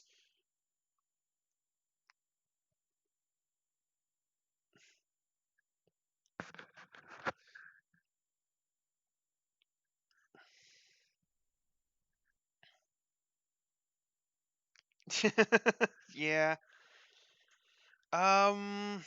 What else was on, up for consideration here? Let me go check the document for comments.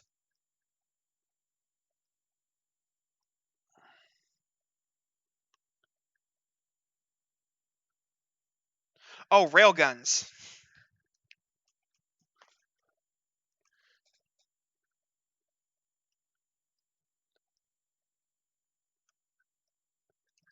Railguns was another thing I wanted to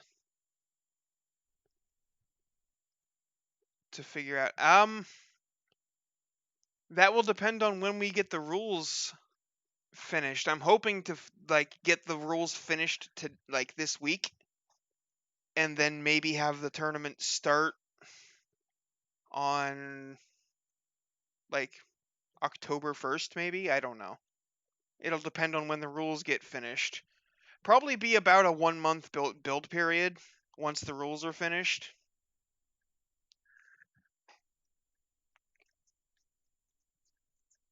So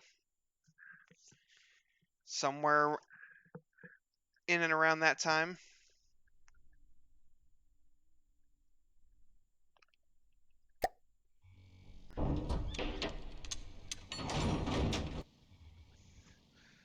So for railguns,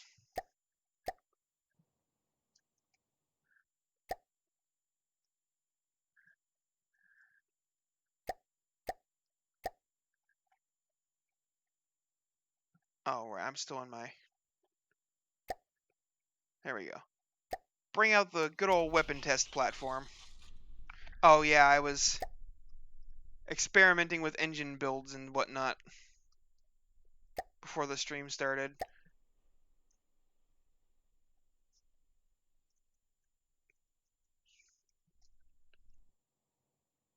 Yeah, that's not a hard deadline yet, because we still have to see. But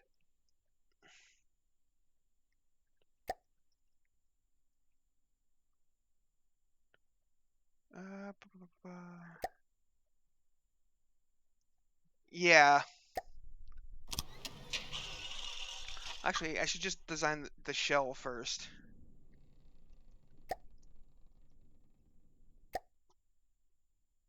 Advanced cannons, ammo controller.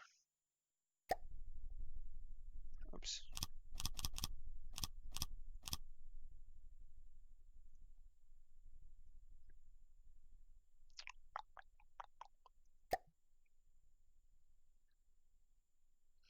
Oh, right.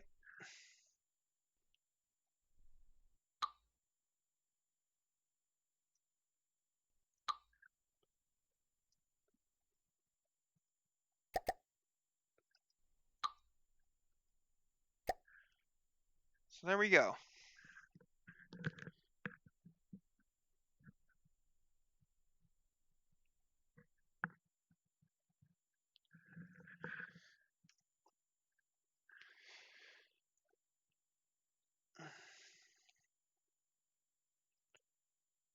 Let's just do like just.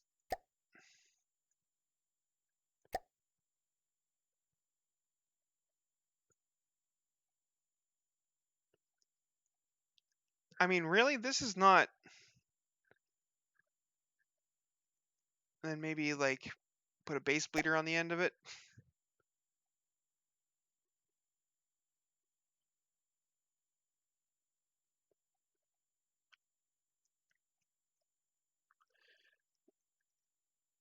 But is that 93 power per fuel at full load? Is that at low RPM? You know, because that makes a difference.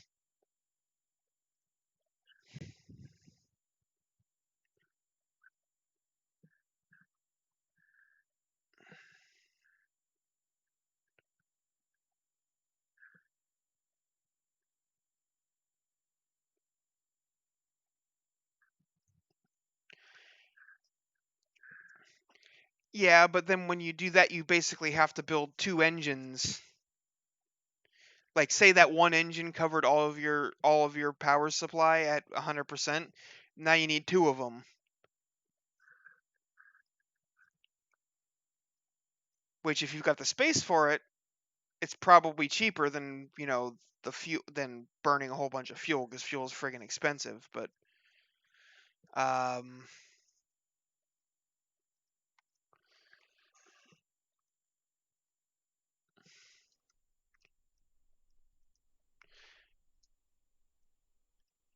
and you also need to have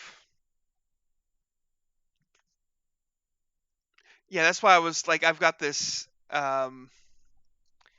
It's kind of a mix of turbos and superchargers I was trying out, which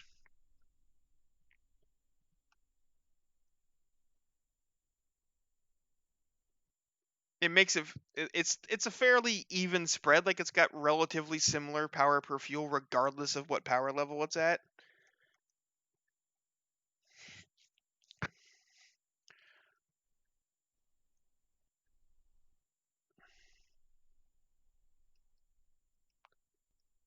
It doesn't seem bad, but I was not done with it. I was just tinkering.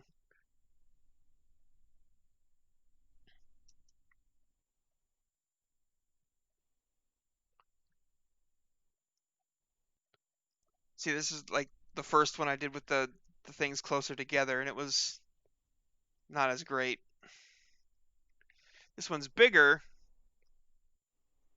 but I kind of like how it's very even.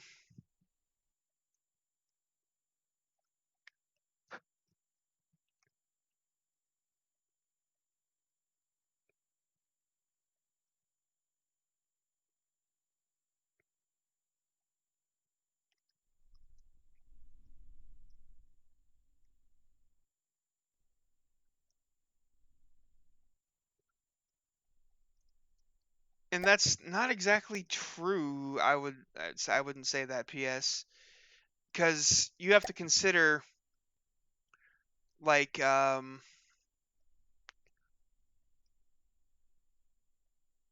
if you've only got like the flower of power ones that work well at low RPM and some of them get taken out,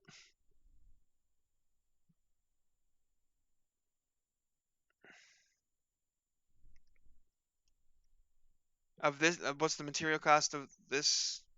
Well, the power output is 1391 at 100%. I don't know what the material cost is. I haven't looked at it. But redundancy is also a thing because if you need a low RPMs to make it efficient, and some of them get taken out, then they're going to be at higher RPM, or you're going to be low on power, or you have to build a ton of them.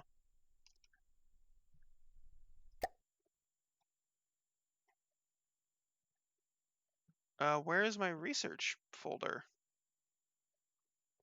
Oh, right, I didn't make that for sub-objects. Not flower of power. Just name it engine.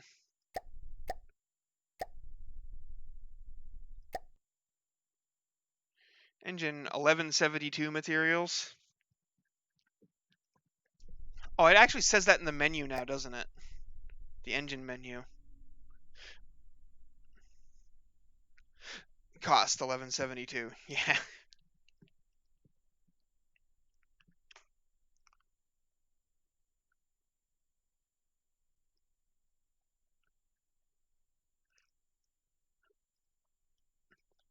I'm not sure what like this power per cost means exactly. I mean, like is that including fuel or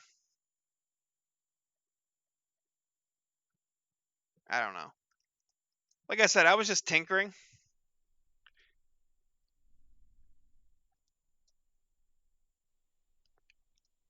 And I mean, you could easily expand this thing too, but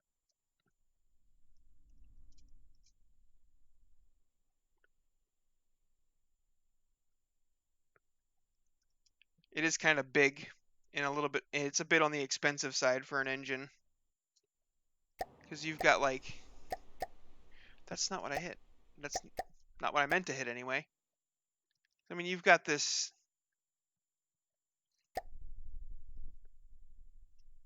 I'm curious, like what, is my engine at least better than the prefab?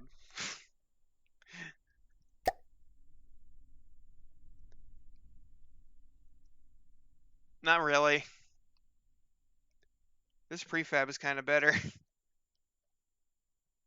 It's only a little bit more expensive and has a lot more power.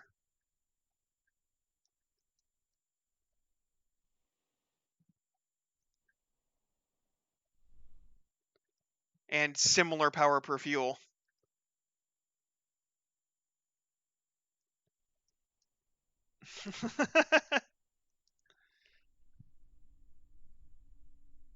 The power of inline turbos? What do you mean inline turbos?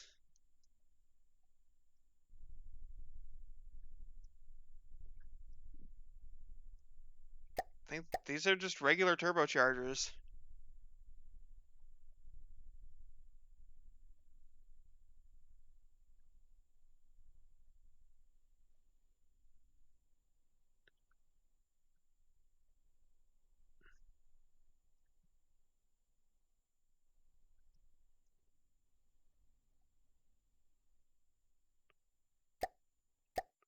I mean, this one's the carbureted turbocharger still says inline turbocharger in the tooltip. Yeah, I was wondering about that because it seemed like they did the exact same thing, except these ones are harder to actually make it connect properly.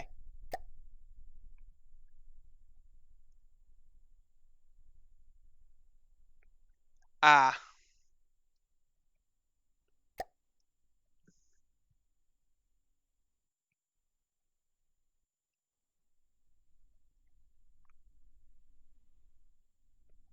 But yeah, this prefab engine is significantly better than mine.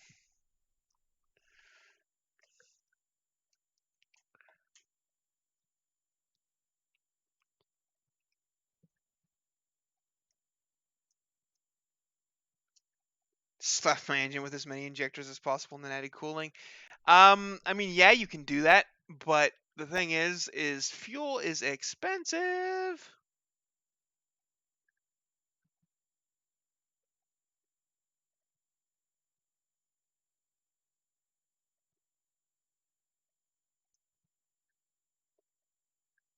And or do injectors not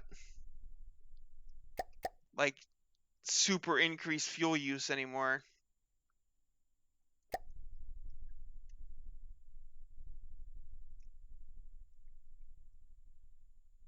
Ah.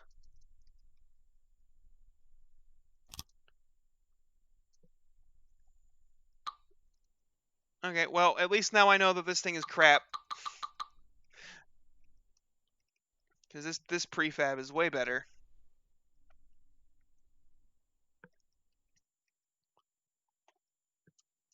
Anyway, what we were actually here for.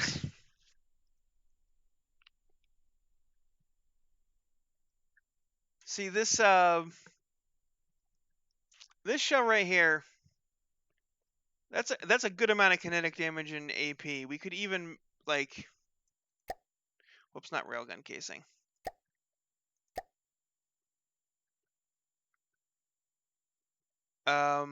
Do that.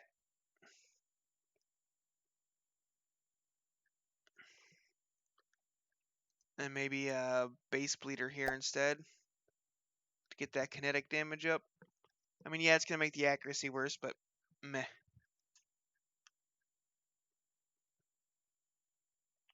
I wonder if we could even add another like.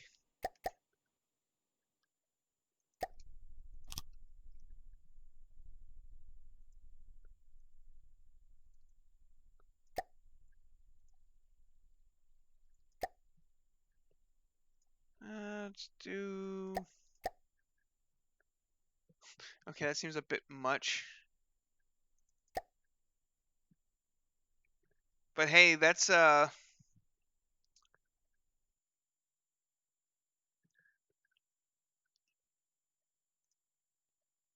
right. Just lower the density of the gunpowder. I forgot that was a thing again.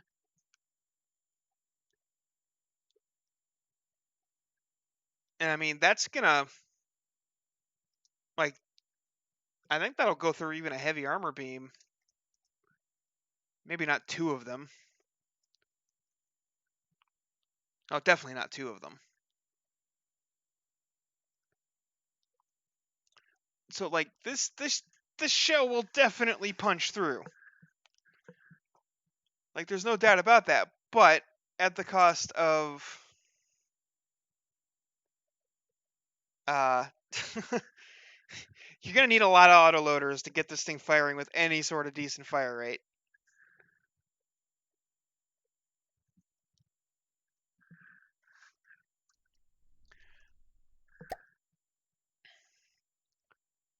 But let's see here.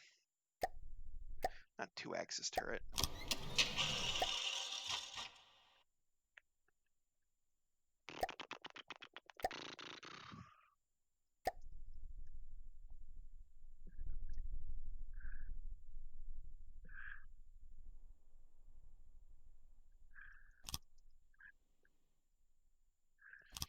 Yes, PS.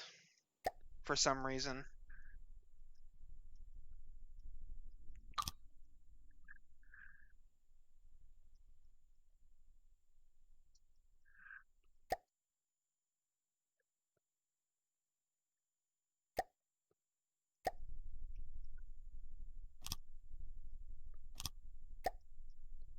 I'm just gonna do like this.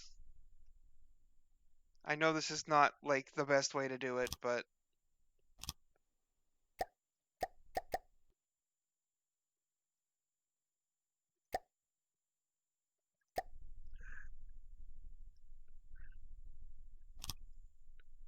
it's all you need.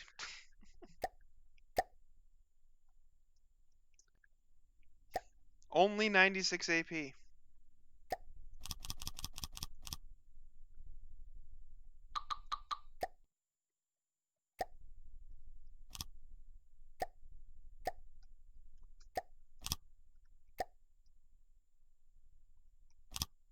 What do you mean? Oh, it has to connect to the firing piece. I'm an idiot.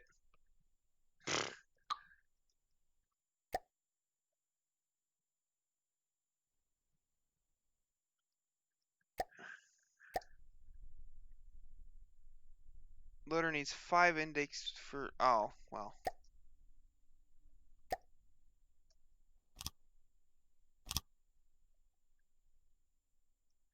There, you happy? Anyway. What do you mean not connected? Oh, it has to touch the back of the friggin...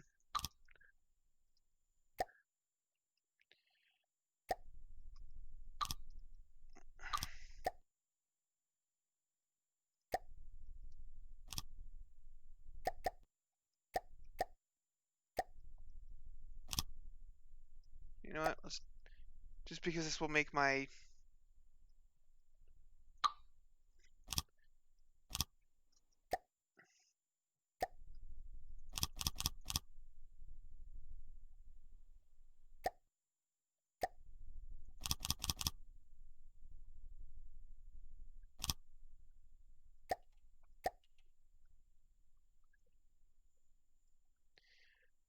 a whole 2 RPM. I mean, considering it's a single autoloader with 4 things on it, that's actually not terrible.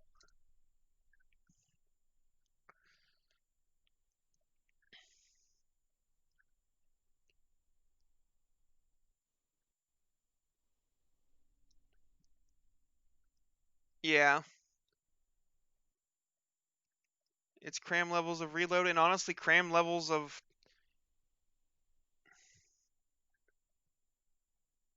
you know, kinetic damage, where things get a bit oofy is when you start trying to do, like,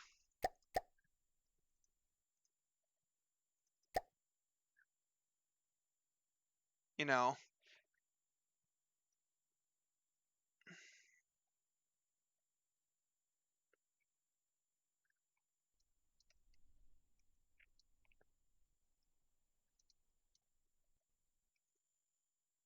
because getting enough kinetics, yeah, because see, the armor pierce dropped way down by adding those HEs.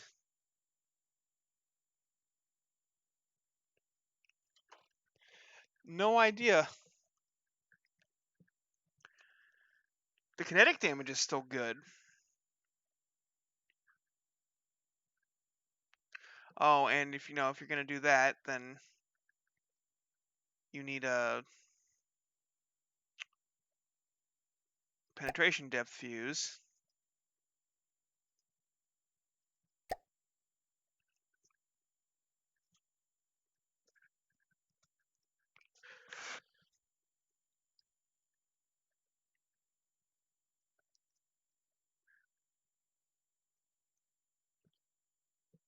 Yeah, and this is without railgun.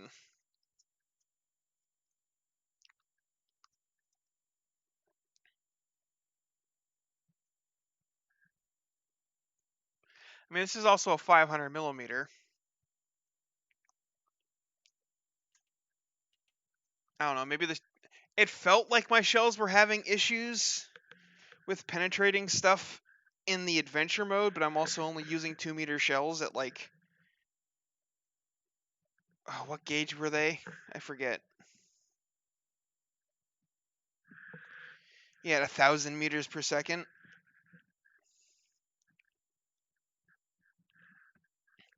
That's a fast shell.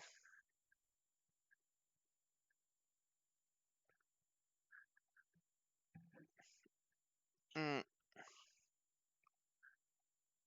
Yeah, and I mean, yeah, it'll hit, but it also has significantly less HE damage than a cram does.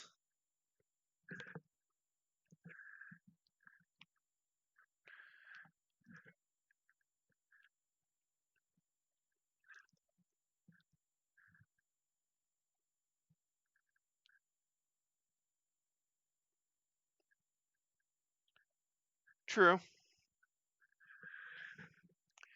But yeah, fitting 8-meter loaders is definitely going to be difficult.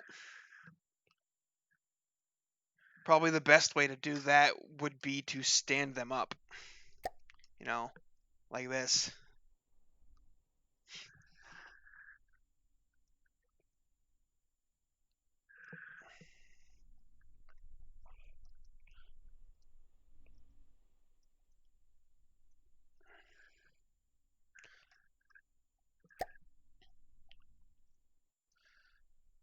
So, alright, I want to try another thing here. Because that's definitely, like, that shell was totally viable, honestly. But I don't want you to have to use 500 millimeter, 8-meter APS just for it to be viable, you know?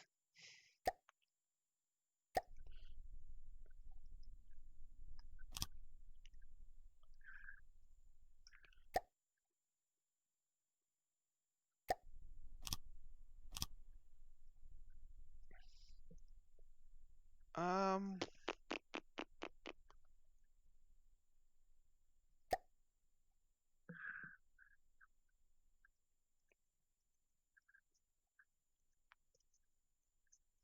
yeah,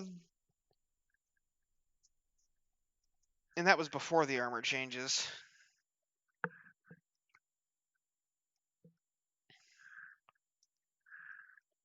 But let's look at a 250 millimeter, like 4-meter gun.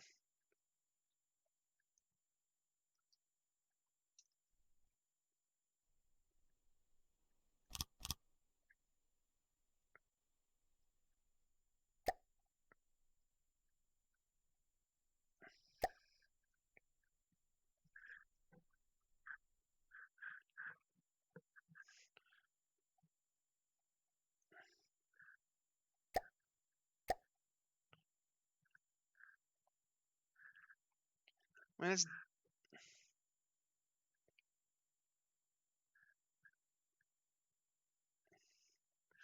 I suppose that's true.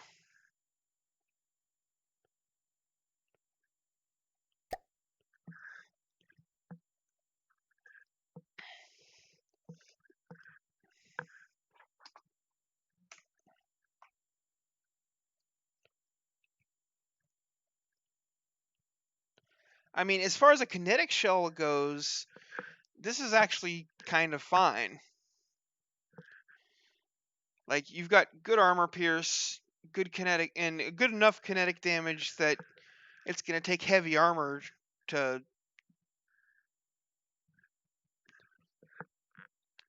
block things. I wonder if another solid body would be better. Drops the... AP a bit.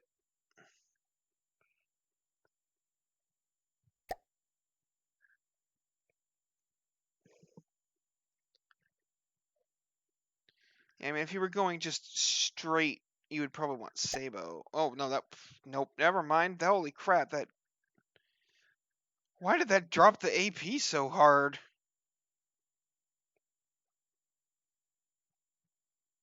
Oh, because it's a Sabo warhead body, not a Sabo head. Derp.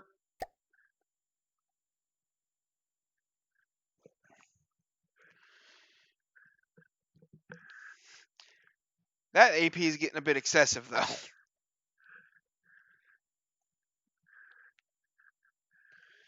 And you can't do that with an APHE shell.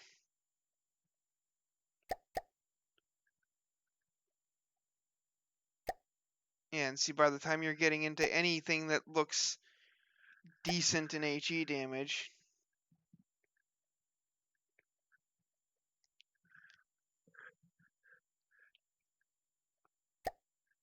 and now, like, the armor pierces crap. And the explosive damage is not that great.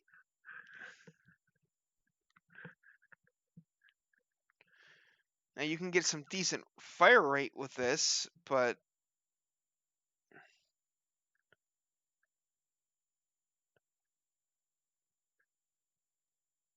when you start adding in rail draw, oh, is there like a cap to the amount of charge it can do?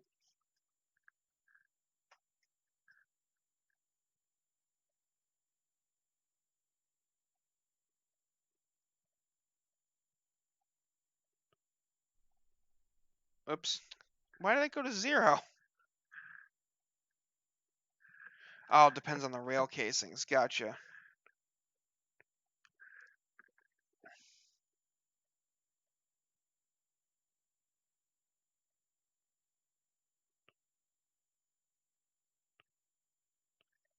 Looks like it's around 30,000. It's the cap.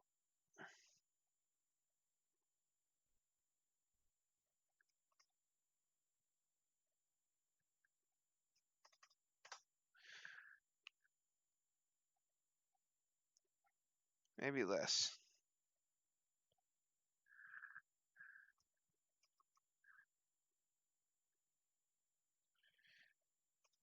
I mean, oops.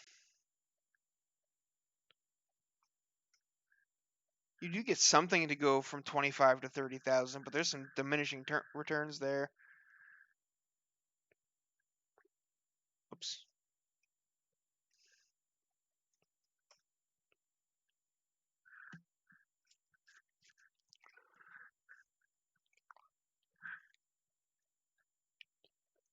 But that does make it, you can add more HE in now.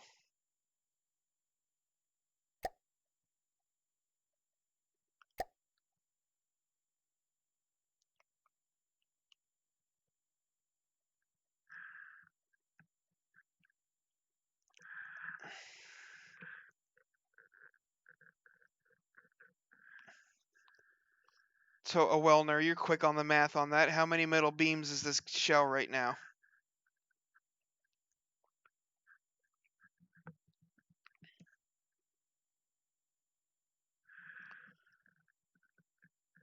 Ah.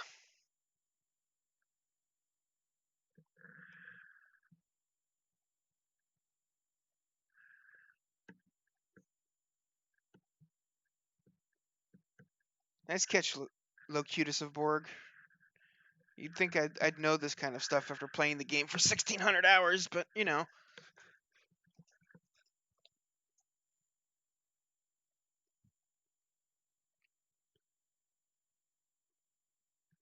Oof. So you'd probably want at least 2 metal beams. Honestly.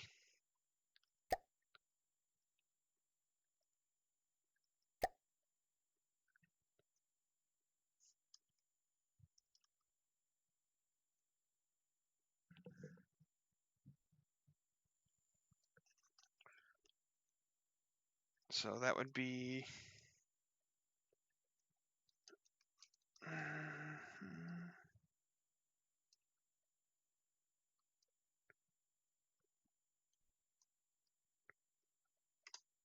Oh, that's... If I'm doing my math right, that's like 4.8 middle beams, 4.9, almost 5. Right here. Oh, right, duh, I have to divide it by the beam health. Durr. Wait, what? I hit the wrong button.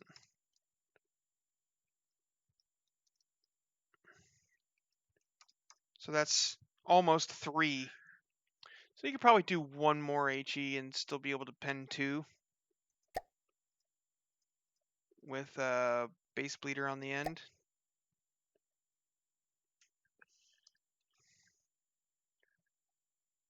All right.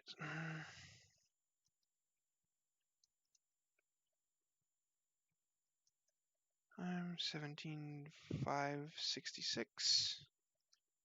That by 1680. Yeah, that's still 2.6 beams. So that'd probably be good right there, honestly. But without rail draw.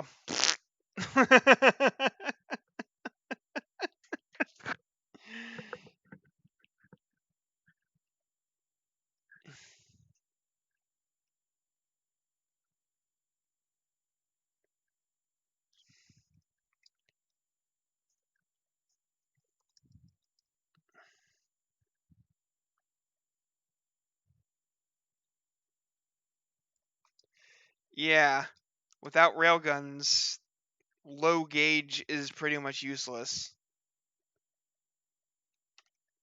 Wow, that's expensive. 300 fuel per shot, plus the ammo.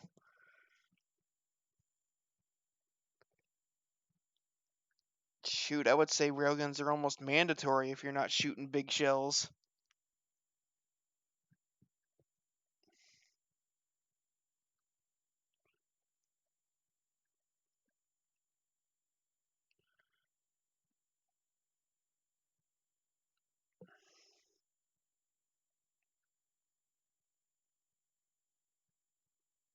Yeah.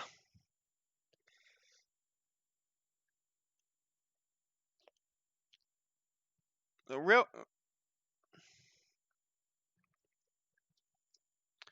Well,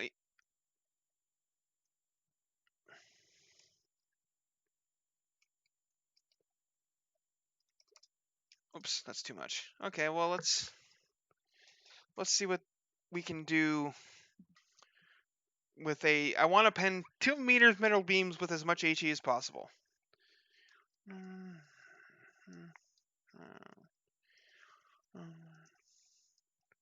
This is 1.4 right now.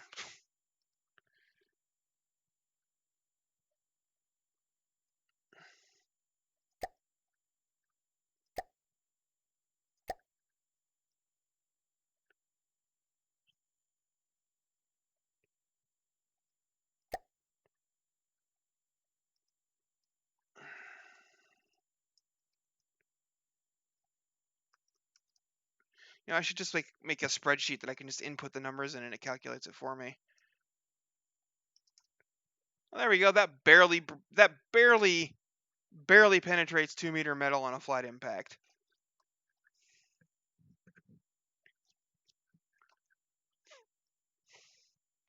And then does a whole 3,300 explosive damage. Which is not a lot. That's...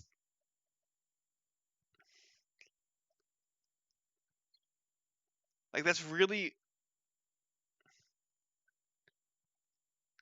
I suppose frag could work better, possibly.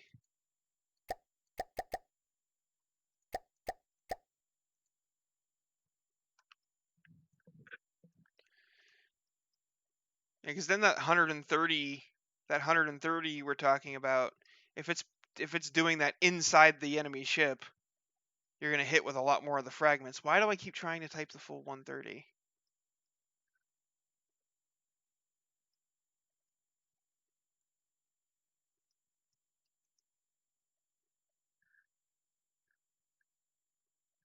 Oh yeah, I swapped all the solid warhead. Derp.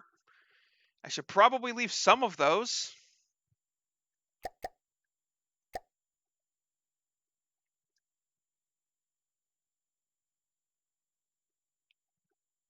Yeah, that's true. Let's just 180 them for pen depth. Oh, we also don't have a fuse. So I forgot that.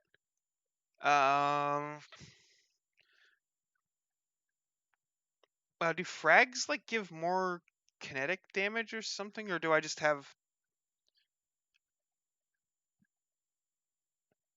Hmm.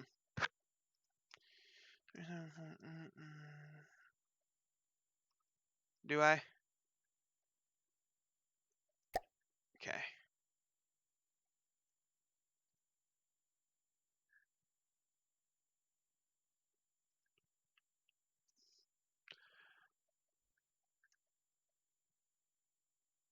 Okay. Well, one thing I did forget, like I was saying, is we are going to need the fuse.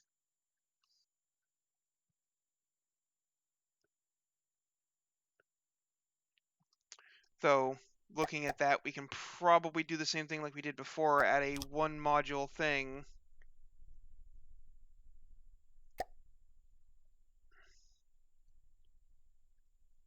Let's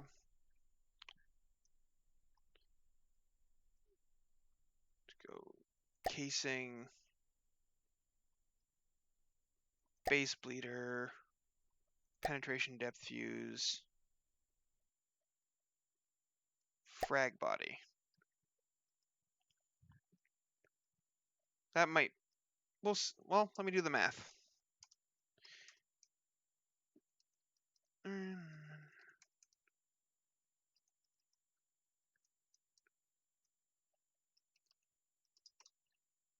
That's 2.6 metal beams.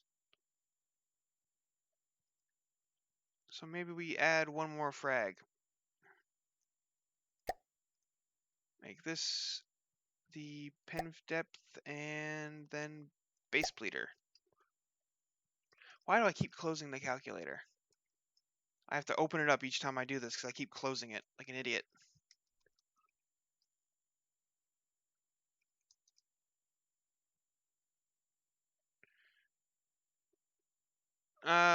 Yeah, I suppose that is true.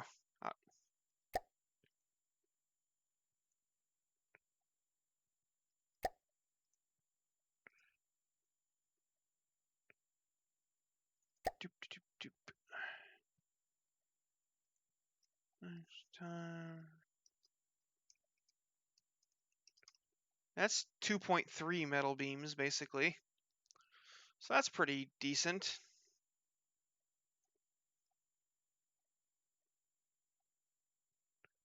All set to 180, so that's 4,000 fragment damage with 16 fragments.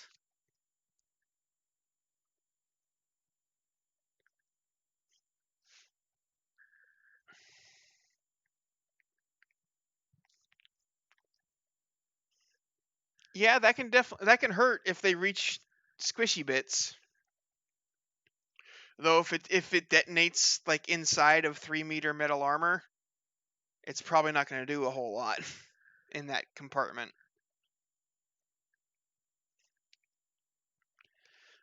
But yeah, this is not a bad shell right here.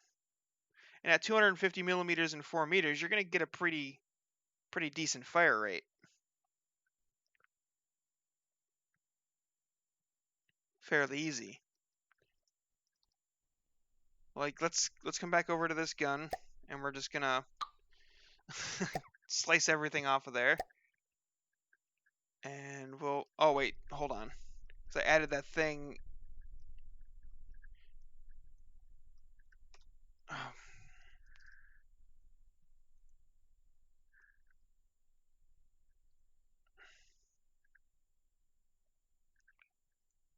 Oh, there. That actually made it a little bit better.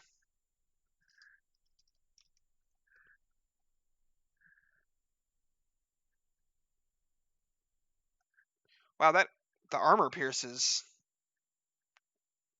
huge. Wait, this is the wrong one.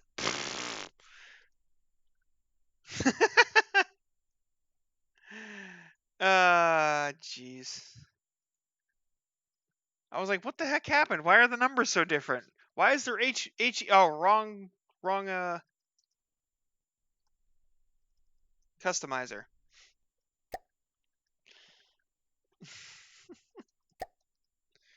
At least I figured it out on my own.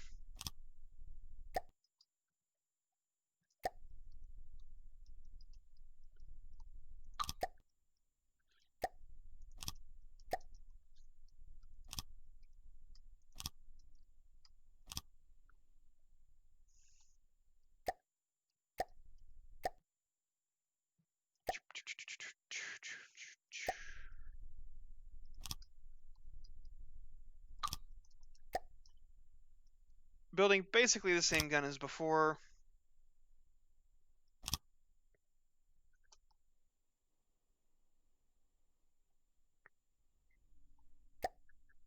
How do you know that?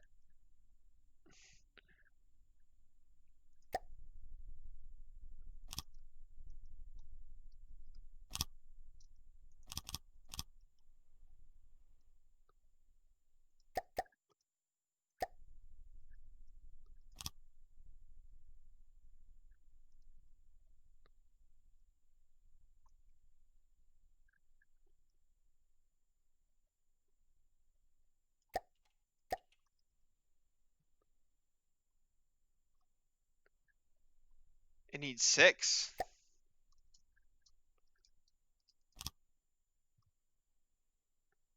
Loader needs... Oh, wait. It needs 5 intakes and has 6. Oops. I misread it.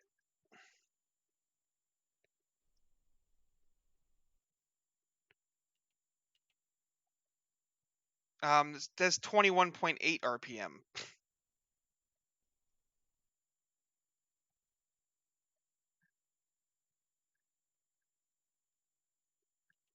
Oh, duh, because I haven't had a gauge yet. Do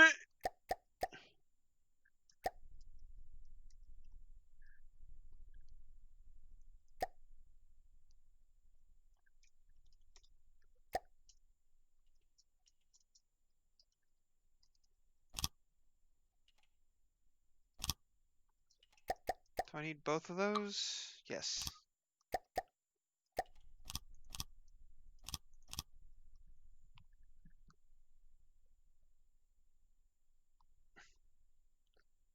So you're right.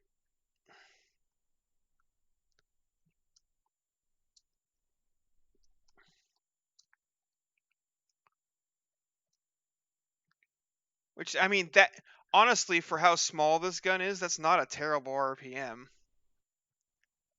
And you could probably make it better in the same space. Because I know putting four clips on an autoloader is not exactly the most efficient. Or at least it wasn't. Who knows if that's changed.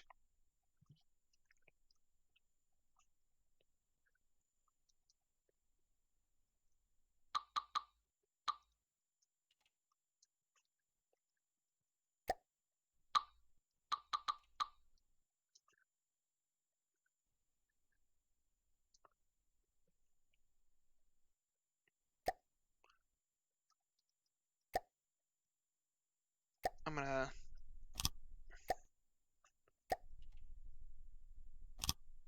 change things around a little bit.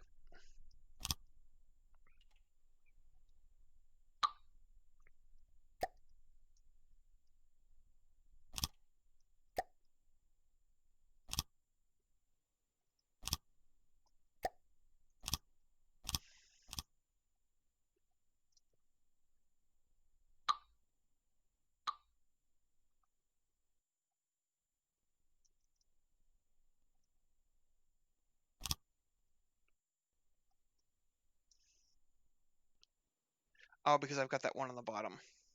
I'm gonna put it here just to make it uniform.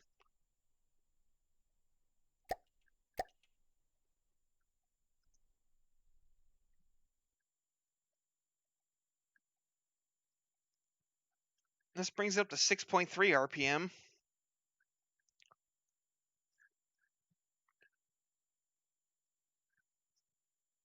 which is not bad.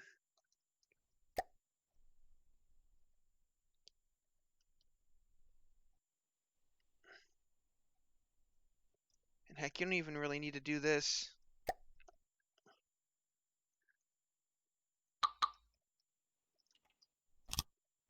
Just go like that.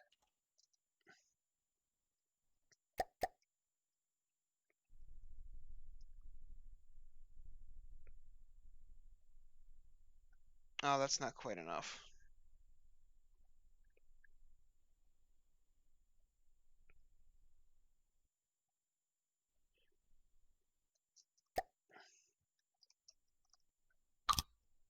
We'll do it like this instead. Oh wait, these are supposed to be cooling units, that's why. They're not gauges. There we go. So it's 6.3.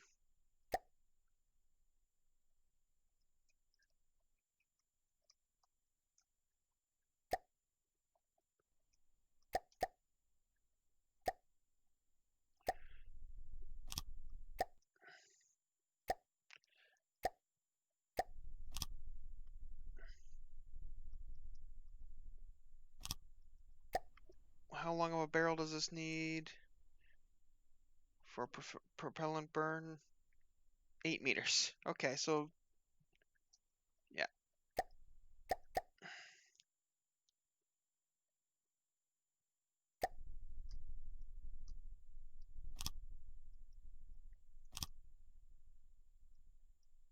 Oh, they have to go like this, right?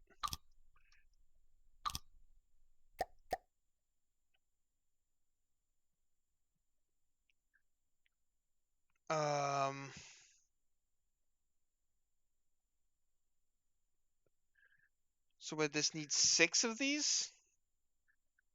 The chargers? Okay.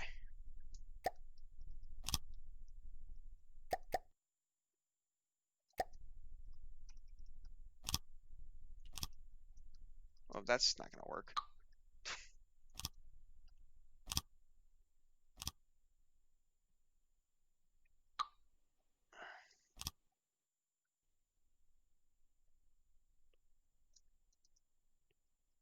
All right.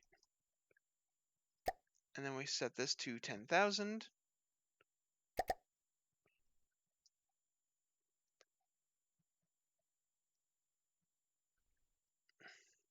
Oh, it needs recoil. Absorption.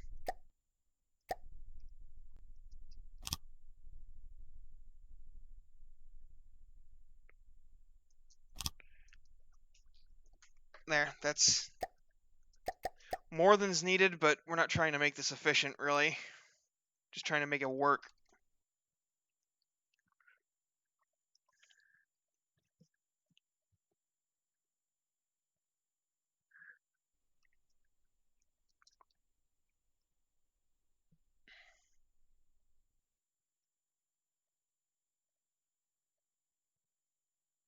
Okay, so I think this gun is ready to go.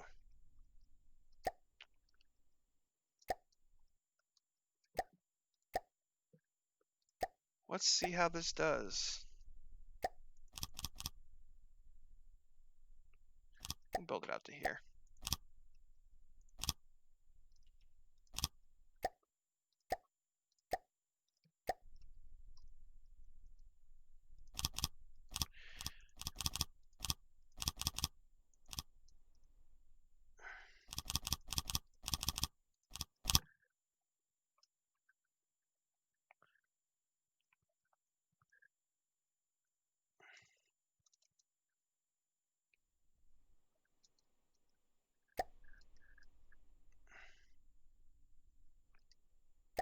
I don't know why I built this on a turret, honestly, because I was just going to use the ACB to control it. I don't know why I did that.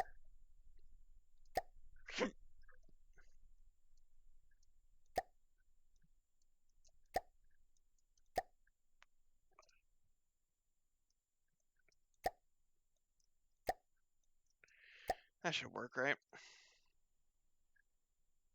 Oh, you know what? I just realized something. I don't think I actually set the fuse values.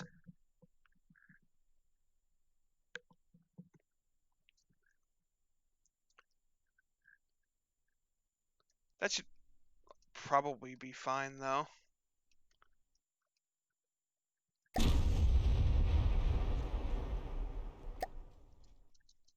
Wait, what?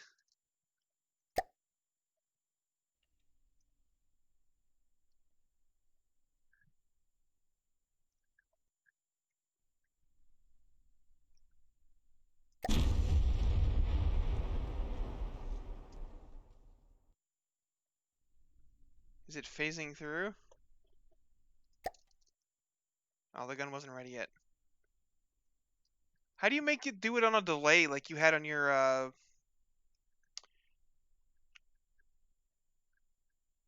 armor test rig thing? Oh, effect delay. Durr!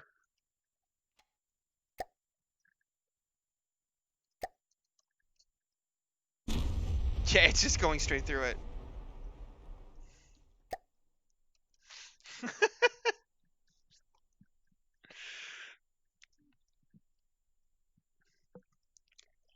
I guess I need to build it out further.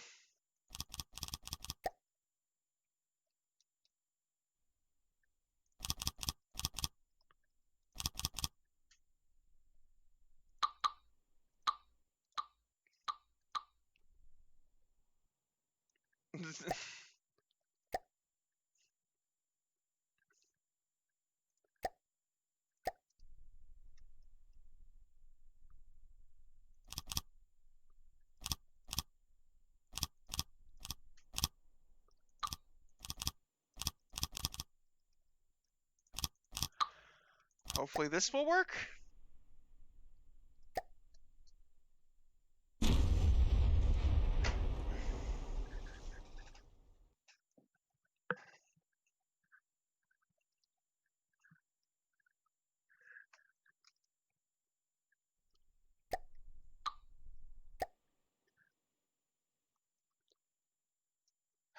Of course, you want me to try it against the Polaris. Fine, fine.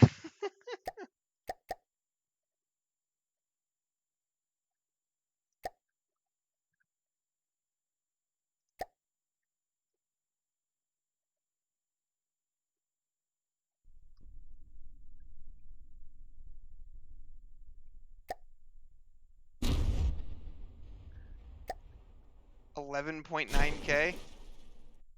Well, that's kind of pathetic. I mean, it got in there, but it didn't do much once it was in there.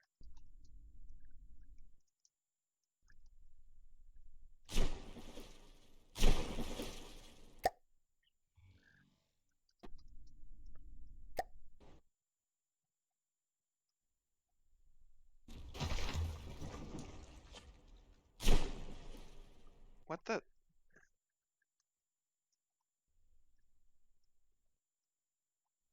Yeah, that's true. I can't even tell where the gun is hitting.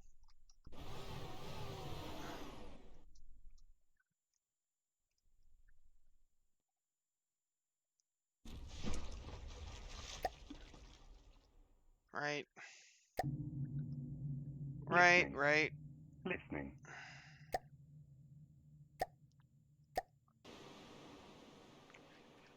But I can't stop the Polaris from moving if I put it on the enemy team.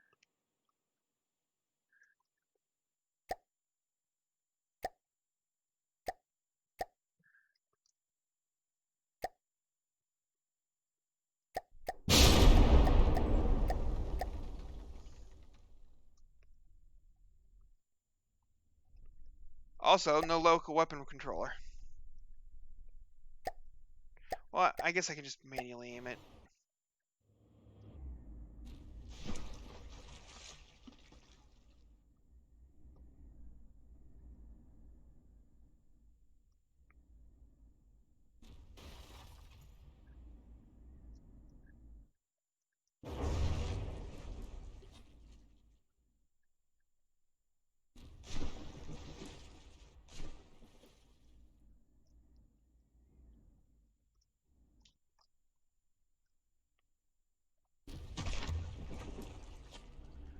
I mean, it's doing something, but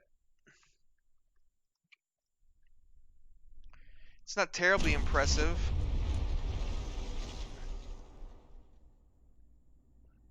Here, the Polaris comes to ram my friggin'... Like, why? Why do you do this?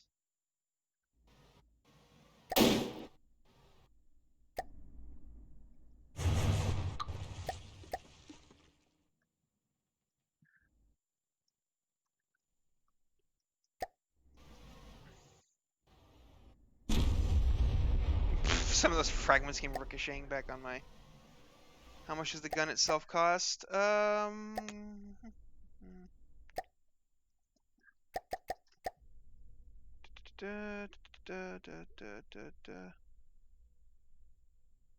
8,050.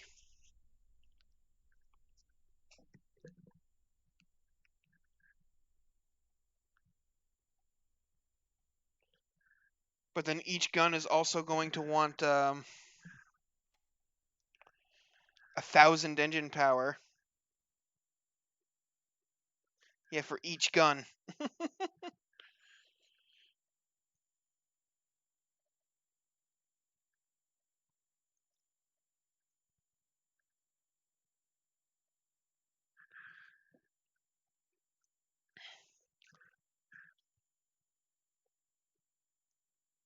Yeah.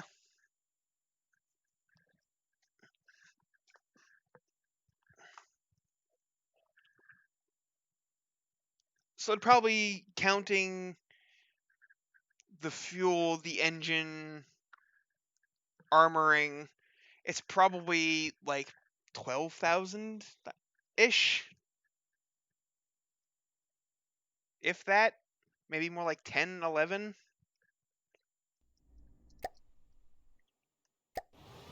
And I also don't have the fuse set very well. Like, the fuse on this should be longer than 100th of a second.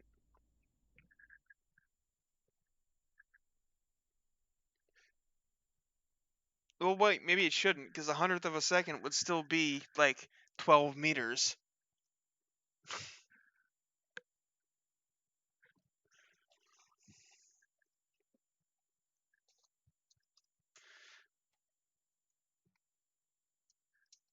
But it does seem like it's going off a little bit early. So maybe I'm doing my math wrong. And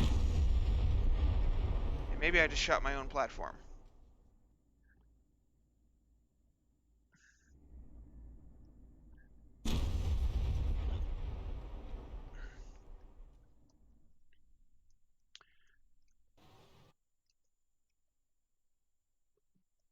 Could you, like, just fuck off, Polaris?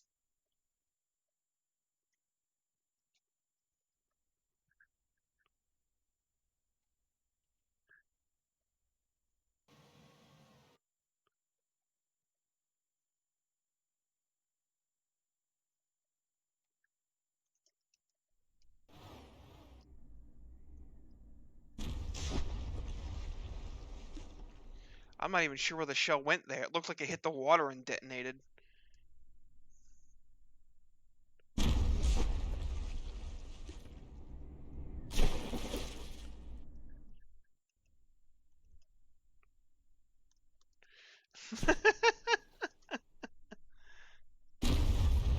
Oh, god damn it.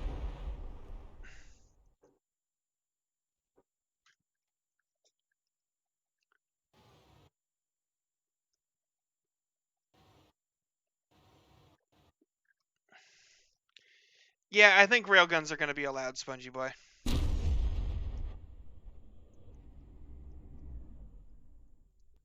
That's literally what we've been testing, and I think they're...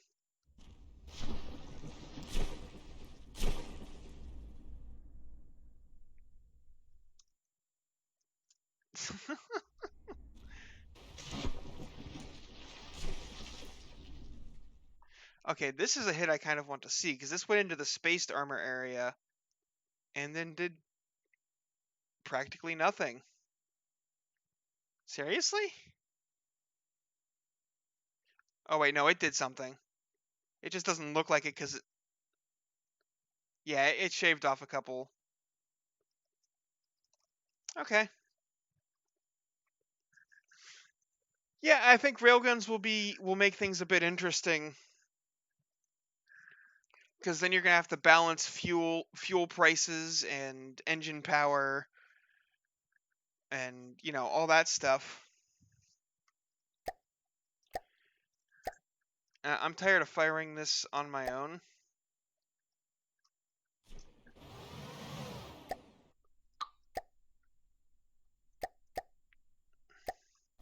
I'm gonna let the AI do it.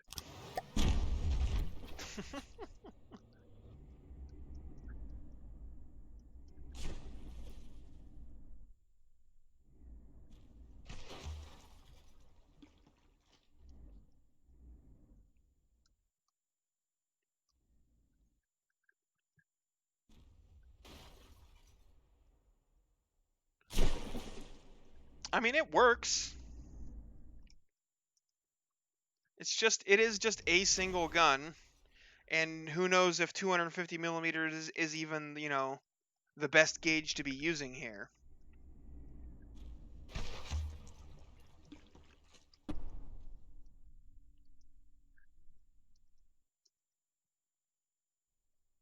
And like, this thing wouldn't be too hard to armor up either, and I'm sure you could probably build it a little bit better and more compact than I have. Oh, I just realized I put that on the deck, not on the turret, but whatever.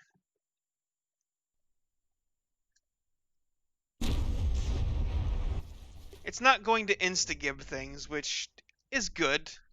I was never a fan of like watching ships fight and something just gets insta-gibbed. I mean, it's making pretty neat little holes. I'm just surprised it's doing basically nothing once it gets inside there. Almost seems like it would be better to just go straight kinetic.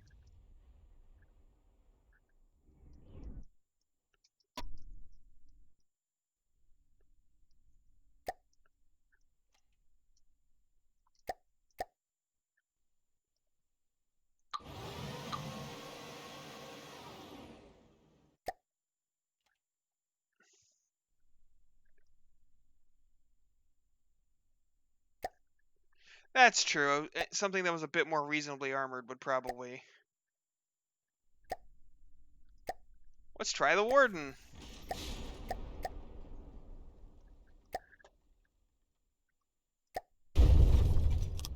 Haha, I'm invincible.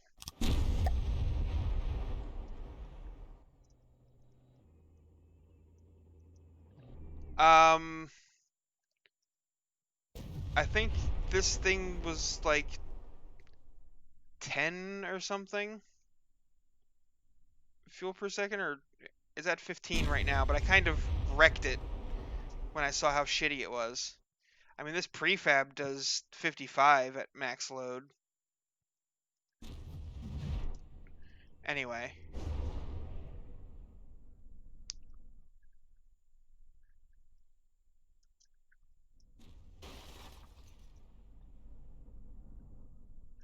I mean, this is probably something more along the lines of what we can expect to see in the tournament.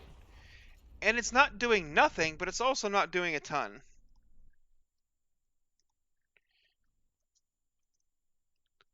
Considering for what is probably,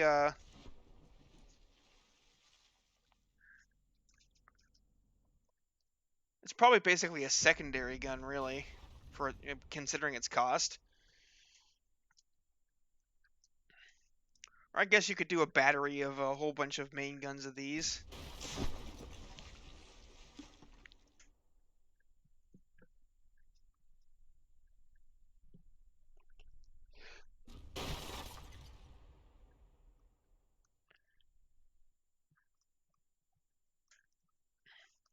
And I'm not seeing like wasted fragments going flying, which means it is doing its job in penetrating like it should.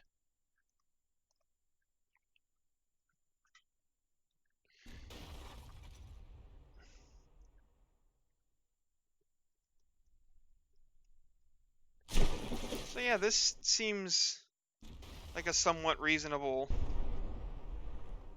gun. the engine power is a bit expensive, but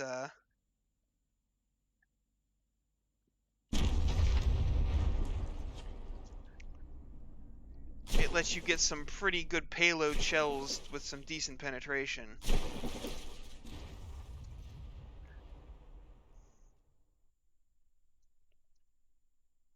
I am kind of curious how this would do with HE, though.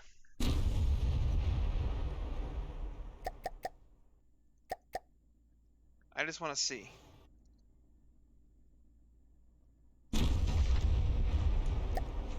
Clear clips.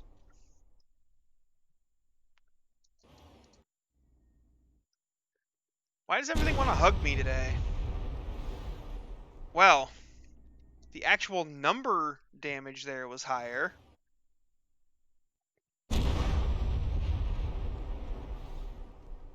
Oh, that wrecked that gun by penetrating that. Yeah, okay, this is...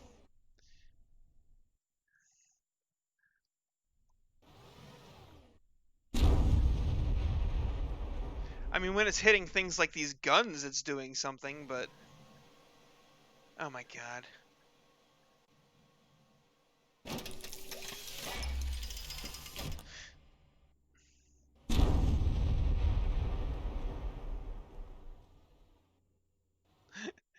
It... I'm trying to go up so it goes underneath, and I was picking it up by the gun barrel.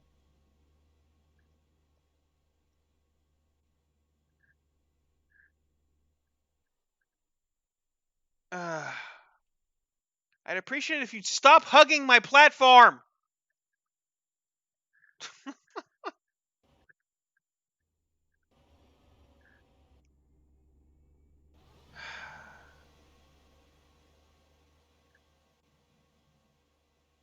Yeah, basically,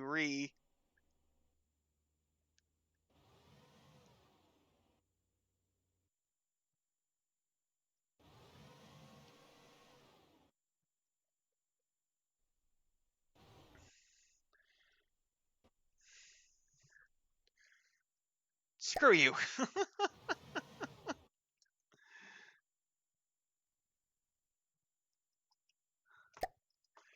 Let's... I don't know. Let's do a Jacob's Folly.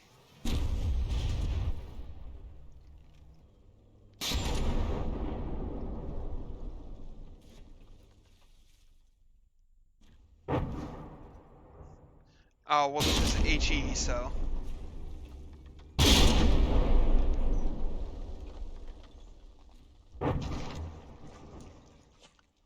I mean, it's certainly doing something, but... I bet you Frag would do better.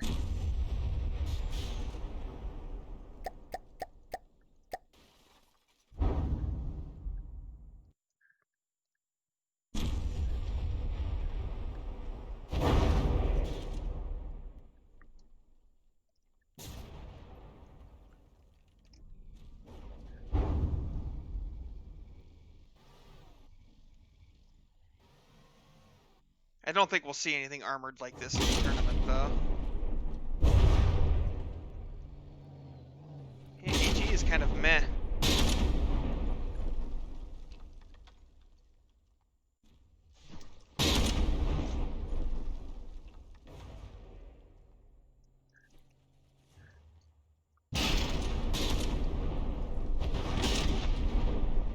Right, I need to clear the clips.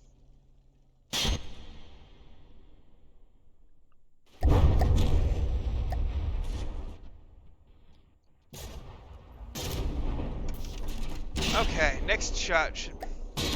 Just stop.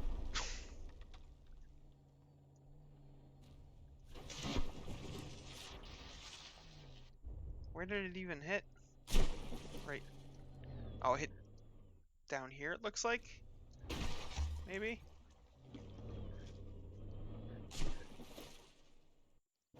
It's a little hard to tell. The shell's so freaking fast.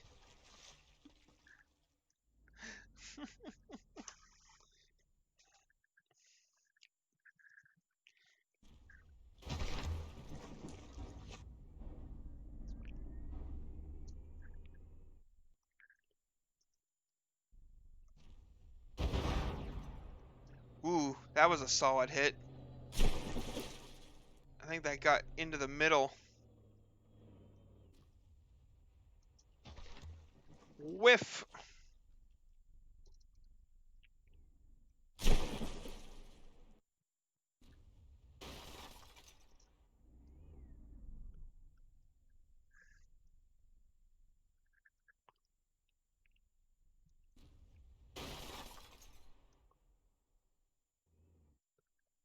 Yeah, I'm like the actual like way the gun is set up can probably be made a bit better, but I'm fairly happy with this weapon.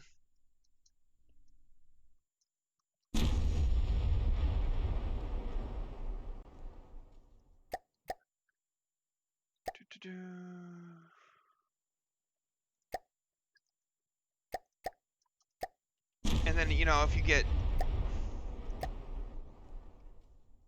two of them going,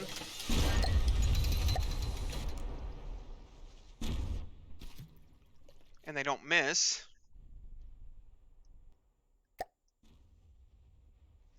you know what, I'm gonna turn off the AI for a moment because I want them to sync.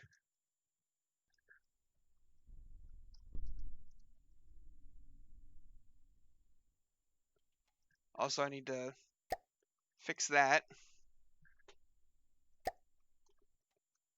Alright, they should be good now.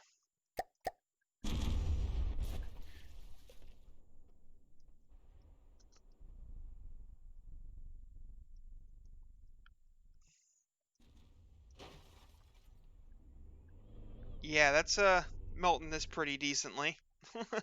I mean, not that's kind of expected, you know.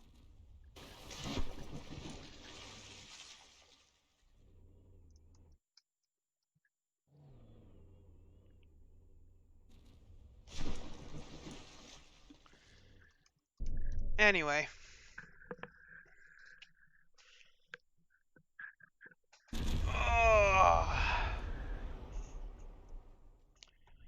What else do we need to look at?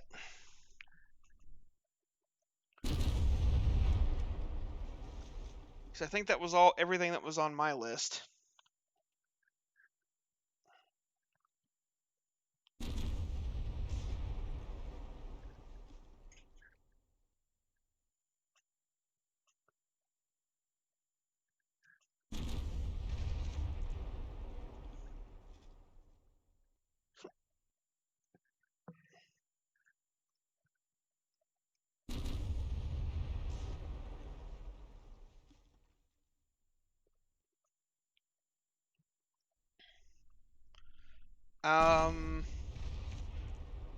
Well, you shouldn't be ramming people because rams aren't going to be allowed. Those are not APS cram or missiles, or you know, the custom shell simple weapons.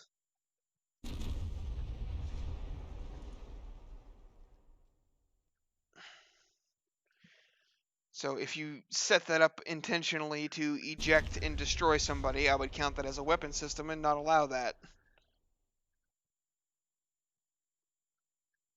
However, given that APS have been brought in line and they aren't the completely ridiculously overpowered things they used to be, I think I'll actually allow the use of ejectors for, you know, their actual intended purpose.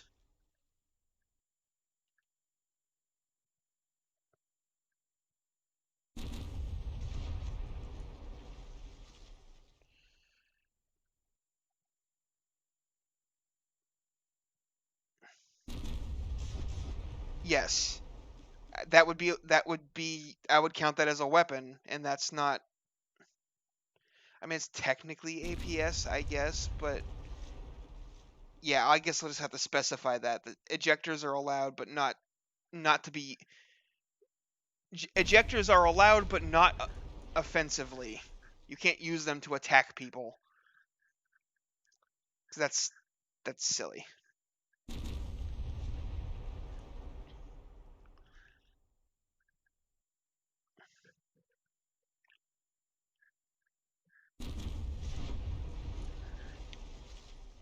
Let's see.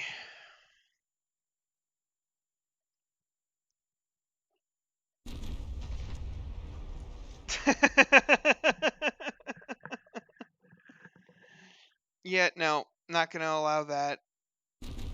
In a different tournament, maybe I might allow something like that.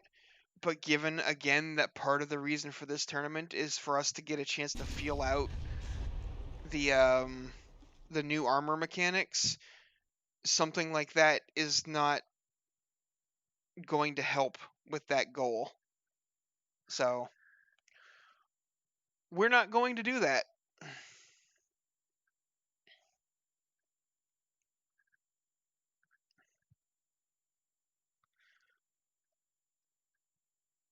All right, to sum things up for right now, large missiles banned. The custom shell simple weapons, they're allowed. Railguns have been unbanned. I had them banned originally. I'm unbanning them. One thing I've been on the offense about is repair bots. Because with how I'm planning on doing it, where you basically any materials that you bring into the battle to use for repairs or whatever, or steam engines and whatnot, count towards your budget. I was kind of thinking, well, maybe repair bots, could be an interesting thing, but then at this budget, you're not going to have enough budget to build a ship and also have enough materials left to, make repair bots useful. So they kind of become a trap.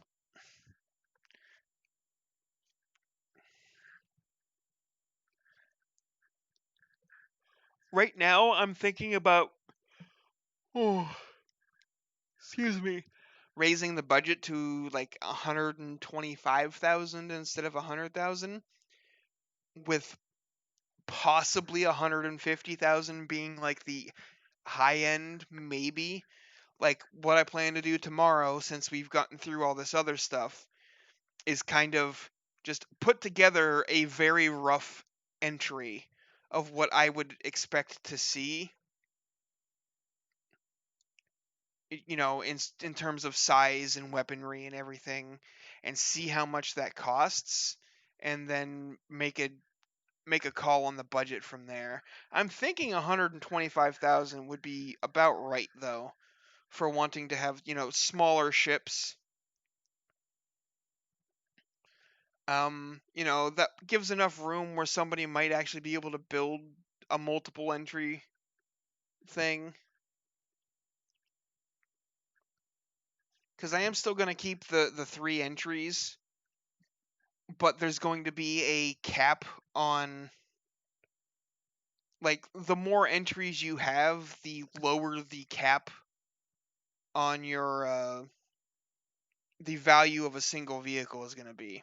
Because what I don't want to see is like a 100,000 material ship and then like 2 tiny little things, you know, like basically patrol boats. Not even patrol boats, like just friggin' dinghies zipping around with a railgun on them.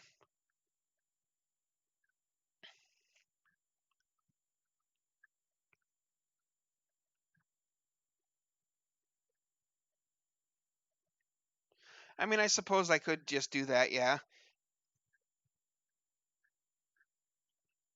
Like if it was 120k, 125,000, say like the minimum cost for an entry is, I don't know, 35.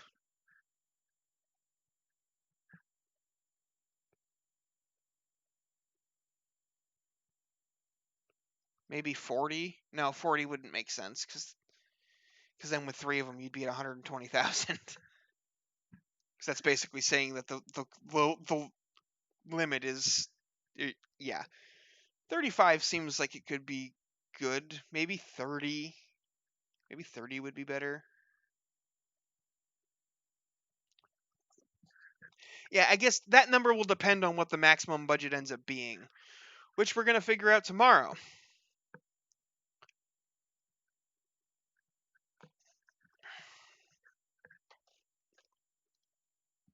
That is my plan. We may not get through the entire thing. I should probably be able to slap a rough hull together with like using this APS gun and my cram cannons and armoring them up and all that stuff. I should be able to get that done in a couple hours. And then we can make a call from there, and I mean at that point the rules are probably pretty much finished.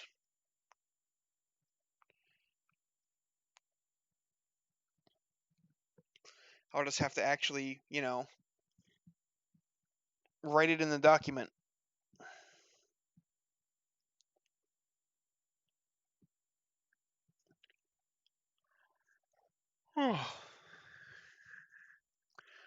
But it is 4 o'clock, so I do need to feed the pets, and I don't want to get into building the ship today, so I think we're going to end the stream there.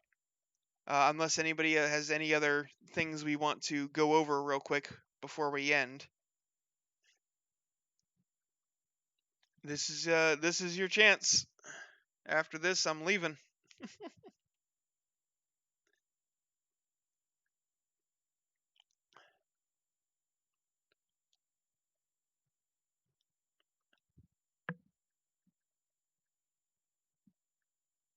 Ugh.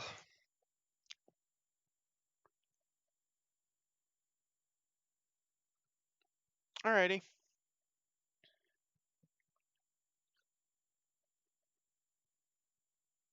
Well, if nobody's... Yeah, we went over everything in the document. That's what I was using to remind myself. That's why I remembered Railguns. But yeah, alright then. If we don't have anything else to go over for today outside the building of the ship, we'll go ahead and end the stream there. It's been fun, as always. I'm really enjoying this streaming thing. Up to 48 followers. Just need 2 more. So if we could find a way to find those 2 followers, that'd be great. Because I already bugged all my friends into following me. So for partner, it's 75.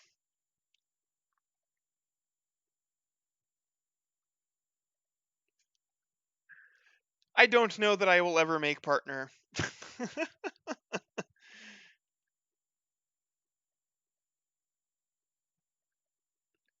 But yeah, affiliate is still nice. Like the difference between affiliate and partner is not a big deal, really. As far as like the monetary side of Twitch. Becoming partner just lets you do more customization stuff with your channel, more emotes and custom sub messages and that kind of stuff. Not that to show my ass a bit more. I think that would have the opposite effect. Pretty sure that'd have the opposite effect.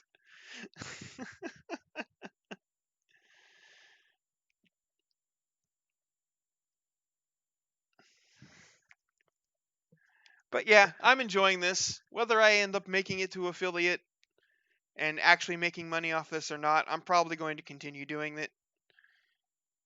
Because for one, when it comes tournament time, it'll be much easier to just export the VODs from Twitch to YouTube than having to, do all the rendering and stuff. So, yeah. Plus, it's just more fun to do it with you guys and have people to talk to and interact with, rather than just sitting here all by my lonesome. So, yeah. Anyway, you guys have a good day. I'm gonna go feed the pets and have some food, and I don't know. I'll figure something else to do after that. Laters.